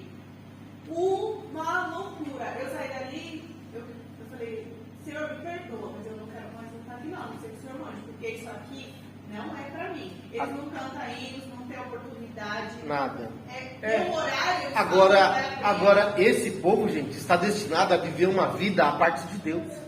Enganando e sendo enganado. E que acha que está fazendo Isso. E aí vai naquilo que eu falei. Se a pessoa não está baseada na Bíblia, ela acha que Deus está se agradando daquilo. Quando Deus fala, eu nunca pedi para ninguém fazer isso. Nunca. Eu só pedi para observar o que eu peço na Bíblia. No Instagram esses dias, que a menina falou assim, levei minha amiga pela primeira vez na Assembleia. Ela mostrou como é que estava o culto, né? Bagunça lá na frente. Acho que a menina não era crente, aqui a amiga dela. Daí ela foi gravar, a amiga dela tava assim. Apurado.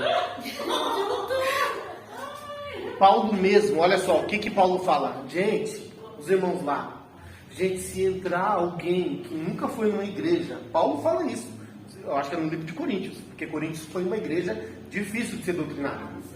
Paulo fala, gente, entrando numa igreja alguém que não conhece a fé de vocês, vendo vocês tudo pulando ao mesmo tempo, profetizando aquela coisa, não dirão eles, Paulo fala desse jeito, não dirão eles que vocês estão loucos. Tá entendendo? Vocês estão loucos, vocês não estão fazendo coisa que alguém com a sanidade normal faz. Agora, tira uma pessoa, convida uma pessoa desse costume, desses movimentos, para vir assistir um culto, onde realmente quem está no controle é Deus. Mas aí vai acontecer exatamente o que aconteceu lá. A irmã vai falar o quê? Agora nós vamos dar liberdade. Porque até agora vocês não deram liberdade. Ou seja, os valores estão inversos e o que a Bíblia pede não tem valor. E o que o homem acha é o que deve ser. Então por quê? Voltando aqui para a revista, né?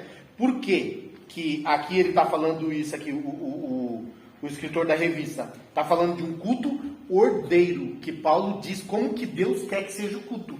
Alguns têm salmos, nem todo mundo são pregadores, nem todos são cantores, nem todos são profetas, mas todos cooperam para a edificação da igreja. Pronto. Está entendendo? Todos cooperam de modo ordeiro, em que você entende o que está acontecendo. Tem pregador que ele é tido como chato, porque tem pregador que quando ele pega no microfone, a primeira coisa que ele fala, irmãos, por favor, até agora nós louvamos, foi bom, agora eu peço, por favor, me dê alguns momentos de atenção para que eu possa transmitir. Por quê? Porque, gente, quando você está ministrando, tem gente que acha que o camarada está no modo pregador, ativou o modo pregador, as coisas distraem, foge o raciocínio, está entendendo? Tira a atenção. Ele está ali transmitindo algo que é importante, é Deus passando para a igreja. Aí alguém dá sede naquela hora, atravessa a igreja, imagina aquelas igrejas grandes, atravessa a igreja toda, e ainda sai assim, quer água? Quer água? Oh meu Deus do céu, não basta ele pegar água, ele quer saber se os outros querem. Aconteceu uma situação aqui, só que a pessoa a gente já entende, mas ele não está aqui e não vai saber. Aí eu ri tanto que o irmão que foi convidado para ministrar, estava ministrando, e aí a pessoa levantou e falou assim, vou ali tomar um café. Quer um café? Você acha? Aí eu falei, oh, Misericórdia, porque, gente... Não, na hora eu falei, eu vou de lá, gente, já sabe, né? Aí você fingiu que meu Deus ignora, né? Mas Tá entendendo? Mas o que acontece? O pregador, gente, ele está ali no momento ali em que a igreja interage com ele. é A o combustível atenção dele, da né? igreja, tá entendendo? Porque através dele é Deus falando. Gente, olha só, imagine você tá ministrando, você olha, o irmão tá... Gente, aquilo É triste, é frustrante. é um sinal, assim, está muito ruim essa pregação. Tá entendendo? E, gente, é falta de respeito. É falta de respeito. O meu cunhado Hélio disse que outro dia eu tinha um pregador lá ministrando na igreja dele e alguém bocejou de fazer barulho. O pregador Foi o pastor dele. que estava pregando, né? Disse que o pastor na hora parou e falou assim, isso é uma falta de respeito. Isso é uma falta de respeito. Não está falando de reverência a Deus nem nada, falta de educação. Não, é a mesma Tá coisa entendendo? que você na igreja fazer assim, né? Isso. Então, gente, uma igreja que não é ensinada na palavra de Deus comete coisas que a gente olha assim e fala, gente, é na igreja mesmo que isso aconteceu? Então a igreja aqui, que o escritor aqui está passando, é uma igreja que aprende segundo a Bíblia ensina. E o que a Bíblia ensina é isso. A nossa igreja tinha antigamente esse ato horrível. Sim, uma dificuldade muito grande. Alguém que estava numa coisa interromper, não é assim, não. Isso. Muitas vezes isso aconteceu. Tá entendendo? Porque, gente, um povo não ensinado, é mais ou menos assim, ó. Olha só. Uma casa em que, vamos falar assim, a casa dos aglutinados. Os aglutinados. Por exemplo, imagine só, você recebe uma visita na sua casa, só que você nunca educou o seu filho para dizer para ele que quando tem uma visita na sala, que não é para ele ficar passando para lá e para cá, te interrompendo. Você não mostrou isso, você não ensinou para o seu filho. Por que é que você espera que a visita vai chegar e porque você mudou a sua postura, agora tá, opa, todo sério, por que você espera que o seu filho vai agir do seu jeito se você não ensinou? É a mesma coisa de uma igreja. O pastor nunca ensina a igreja, aí de repente recebeu uma visita na igreja, ali alguém ali mais importante, um pregador que o pastor, sabe, acha que quer impressionar, só que a igreja nunca foi preparada para isso. Os irmãos vão levantar para tomar água, vai interromper o pregador, vai sair oferecendo água no meio do culto, perguntando se alguém quer. Quem vai ficar com vergonha? O pastor. Mas a culpa é de quem? A culpa é dele. Tá entendendo? A mesma coisa uma empresa. Uma empresa, ela, quando tem auditoria, é totalmente diferente. Totalmente diferente. Totalmente diferente. Quando alguém vem de fora para fazer Na uma... auditoria, o pessoal vai ver o jeito correto de trabalhar. Você nunca trabalhou na corretamente. Você nunca fez o que era pra fazer. Eu trabalhei numa empresa que o encarregado fala assim, ó, pega essa peça, monta, desmonta, fica só nela. Não O é dia inteiro. você ficar andando na empresa, procurando parafuso, não. Só isso. Tipo assim, matando o tempo. Não. A pessoa chega para você, aperta o outro. A pessoa fica uma hora, ele fica uma hora apertando aquele parafuso. Tira, aperta, desaperta. É isso que eles querem. O encarregado vai falar. O encarregado isso falou. Que eles querem. Tá? Depois que eles saírem, aí começa a nossa, ele fala mesmo, começa a nossa bagunça, que é o jeito que eles querem também que nós faz. É produção, toda errada. Mas tem que ser assim. No dia da auditoria tinha que ter tudo bonitinho. Para parecer que... É quase aquela visita do conselho tutelar quando alguém está querendo adotar uma criança. Limpa a casa rápido. Organiza tudo. Toma banho, cara. Fica no metal. É tipo isso. Né? Ou seja... Na casa do nosso pai, do seu avô, né? Do seu pai, do nosso pai aqui, eu vou falar os aglutinados porque era muita gente. Mas não Sim, bagunça. mas não bagunça. Na casa do meu pai, se estivesse conversando, se o meu pai estivesse conversando com o irmão, com a pessoa mais velha, você sabe disso. Eu sei. E o Ele não filho, falava nada, ele só olhava. Não, se o filho passasse, era aquela olhadinha assim, todo mundo já sabia que fez coisa errada. Sumia, né? Não ficava um, né? Sumia. E depois, quando a visita vai embora, chamava ainda no conselhinho, se o conselhinho valesse, assim tadinho. Mas a gente aprendeu assim, entendeu? Exatamente. Vamos lá, gente. Uma multidão de gente, né? O último tópico aqui para a gente finalizar. Cuidado com o formalismo. Tá? Aqui, gente, ó. Já ouviu falar aquela expressão? Tudo que é extremo é ruim, tá? Então vamos lá. Aqui é o contraponto do que ele passou na primeira parte aqui. Vamos lá, quem vai ler?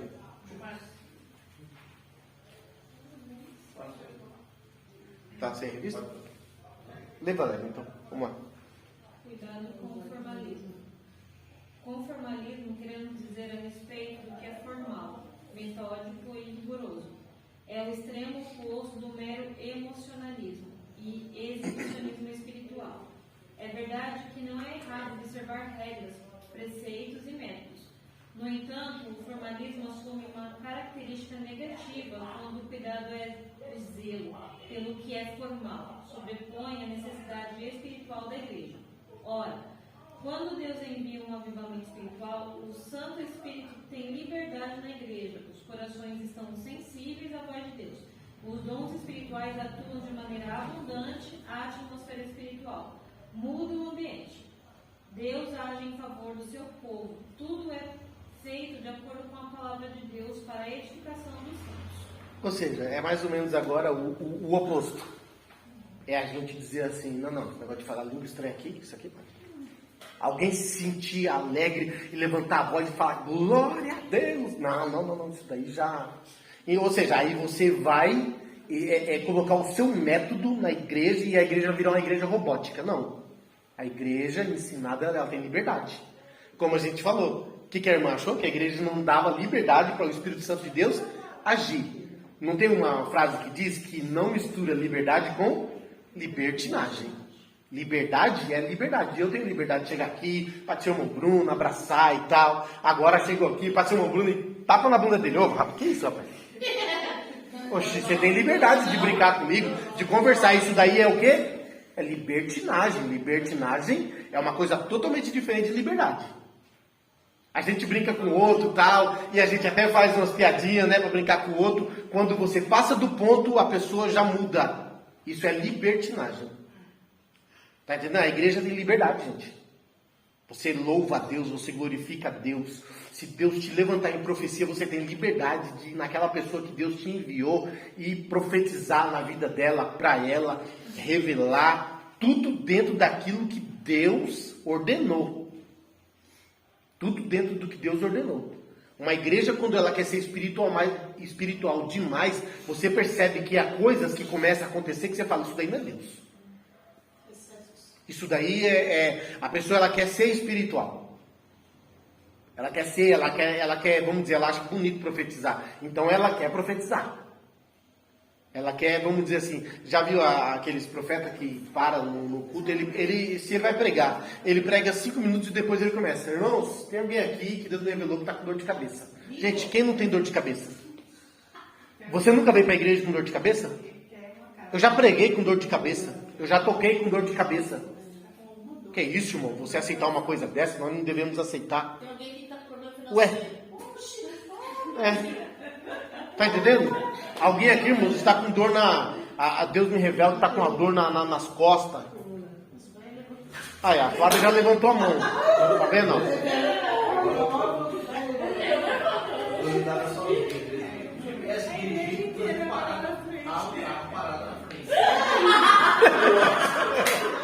Tá todo mundo parado.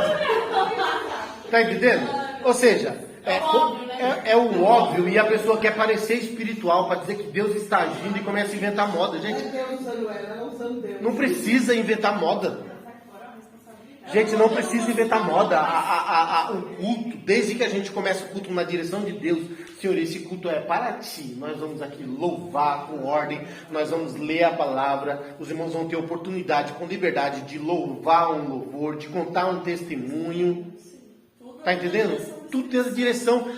Quando eu estou dirigindo um culto, uma coisa que eu não gosto é de ficar tentando avivar a igreja. Né? Não precisa, gente. Se Deus não avivar a igreja, quem sou eu para avivar? E é claro que a pessoa, né, os membros da igreja tem que vir, né? Mesmo? Sim, claro. Porque Deus me usa, né? Não, eu quero ouvir só a palavra, o que vai vir dali. Eu vou só do pregador, mas se não for, isso.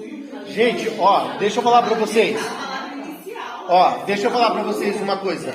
Ó, nós construímos a primeira parte de casa e os irmãos sabem, quem acompanhou sabe, que ali foi Deus, assim, o azeite lá no vaso que Eliseu mandou a mulher virar. Foi isso, não foi? O azeite. Enquanto tem vaso, o azeite está virando. Foi isso que aconteceu. Quando terminamos a primeira fase, a Valéria ficou meio preocupada. E aí, a gente continua, não continua? Eu falei, nós vamos orar e nós vamos cultuar pedindo a Deus uma resposta. Nós vamos ficar atentos. Sabe a resposta para mim que veio? Sabe quem que louvou? Não é uma cantora. Não sei nem se está firme hoje. Lembra da Paulinha? Sim. Lá embaixo, na congregação de lá. Eu falei para você, vamos ir para casa. Eu falei, amor, Deus respondeu e eu entendi a resposta. E nós vamos continuar. Um louvor. A Paulinha canta assim, gente? Aquela pessoa que aviva a igreja cantando? Não. E para mim foi no dia que a Paula ministrou. Eu não lembro a palavra hoje, mas acho que de Gideão, se não me engano. E eu entendi também que é para continuar. Tá entendendo? Gente, Deus ele fala. Agora, se você entrar na igreja e ficar com a cara para cima, catando mosca, nem se eu falar você vai ouvir. Porque ela quer que alguém levante para ela. Isso, e dizer, gente. Às vezes a pessoa vem, um exemplo, eu mesmo, eu faço isso. Eu estou me arrumando, tomando banho, eu falo, Senhor, que tudo seja uma vez, que o Senhor fale conosco, que o Senhor age, que o Senhor faça. Você já vai pedir ali a Deus ali, porque você está se preparando para ir cultuar. Para cultuar. Aí você vem, aí o seu foco é a criança pequena que está andando, o não sei o que está... Prestando atenção em tudo, menos no culto. Tá entendendo? Aí bota a culpa em quem? No líder, no pregador, nas irmãs que cantam. O que dirigiu o culto, não tem direção. Pode falar, Flávio. Eu acho que hoje em dia também as pessoas são muito enganadas porque ela vem só para receber. Não vem trazer nada. Exatamente. Exatamente. Meu louvor não está sentado, mas meu louvor é para ti. Não vem para entregar nada. Nada, só para receber. Tudo que é jogado, ela vai pegando. É. E aí ela entra em confusão, ela sabe a cabeça dele.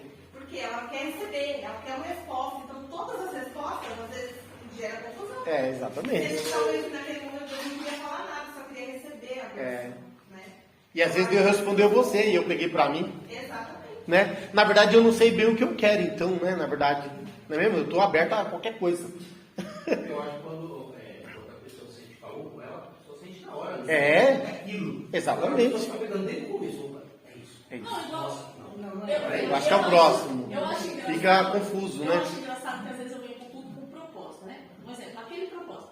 Aí eu chego aqui, Deus usou o Aguinaldo falando comigo, poxa vida, olha. Meu marido podia ter falado em casa, né? Mas através da palavra, Lógico. o Senhor usa a vida dele. Lógico.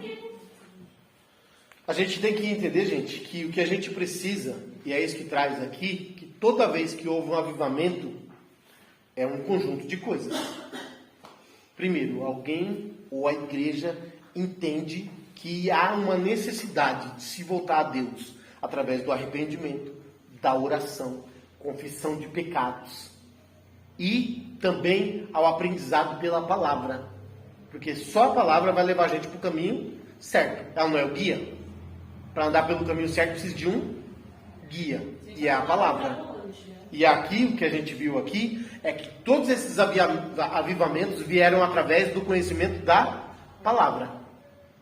A palavra entrou, orientou o povo deu ouvido à palavra, se arrependeu, se quebrantou e Deus começou a avivar e fez grandes coisas. Então na nossa vida também não é diferente. Isso serve para uma pessoa, um indivíduo, para a igreja, para a família, né? Para a igreja e até para uma cidade. É que é difícil a gente conseguir convencer uma cidade toda. A gente consegue fazer isso aqui, ó.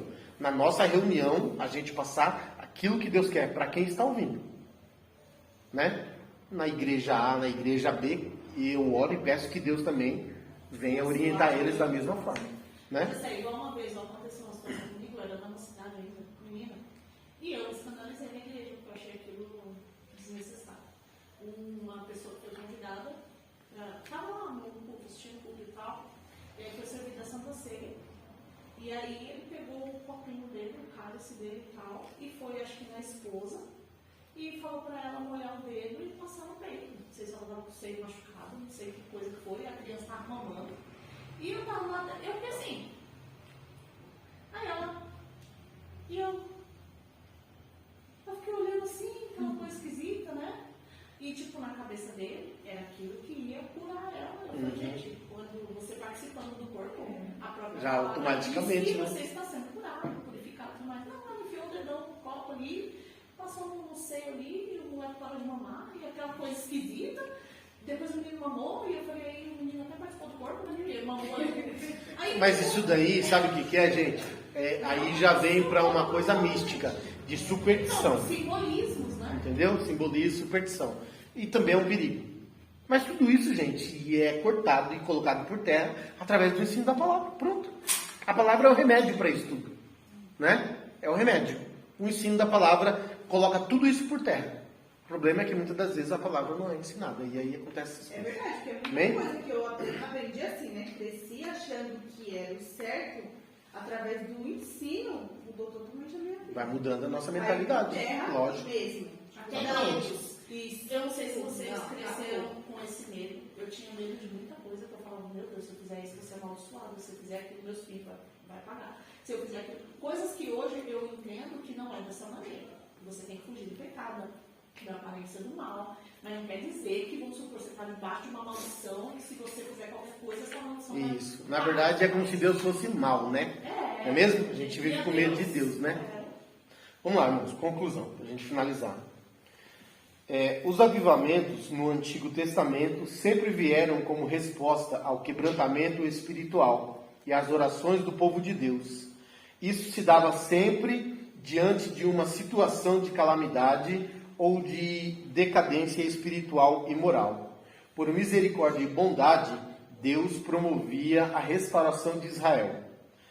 Que esses avivamentos veterotestamentários nos despertem para fazer a vontade de Deus nesses tempos de frieza e mornidão espiritual atuais.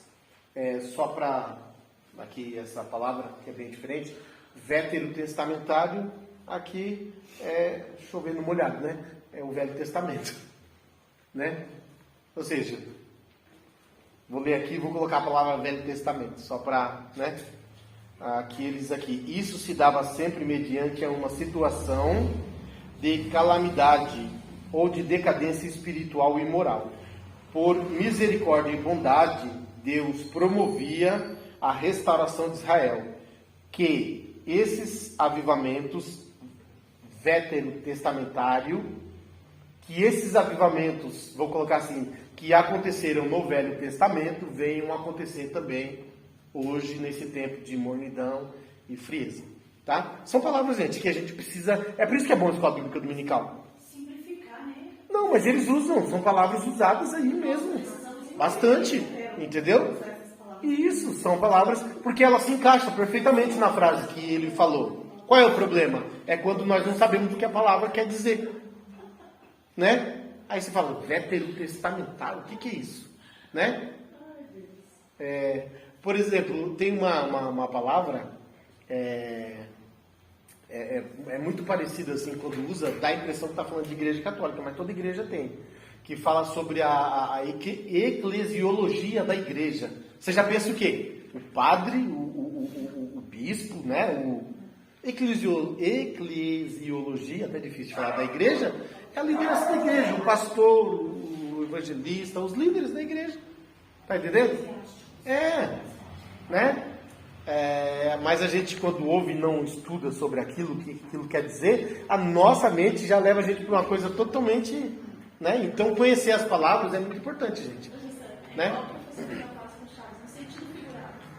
Sentido figurado? Mas ele não sabia. Também não sabe. Então, vamos orar, gente?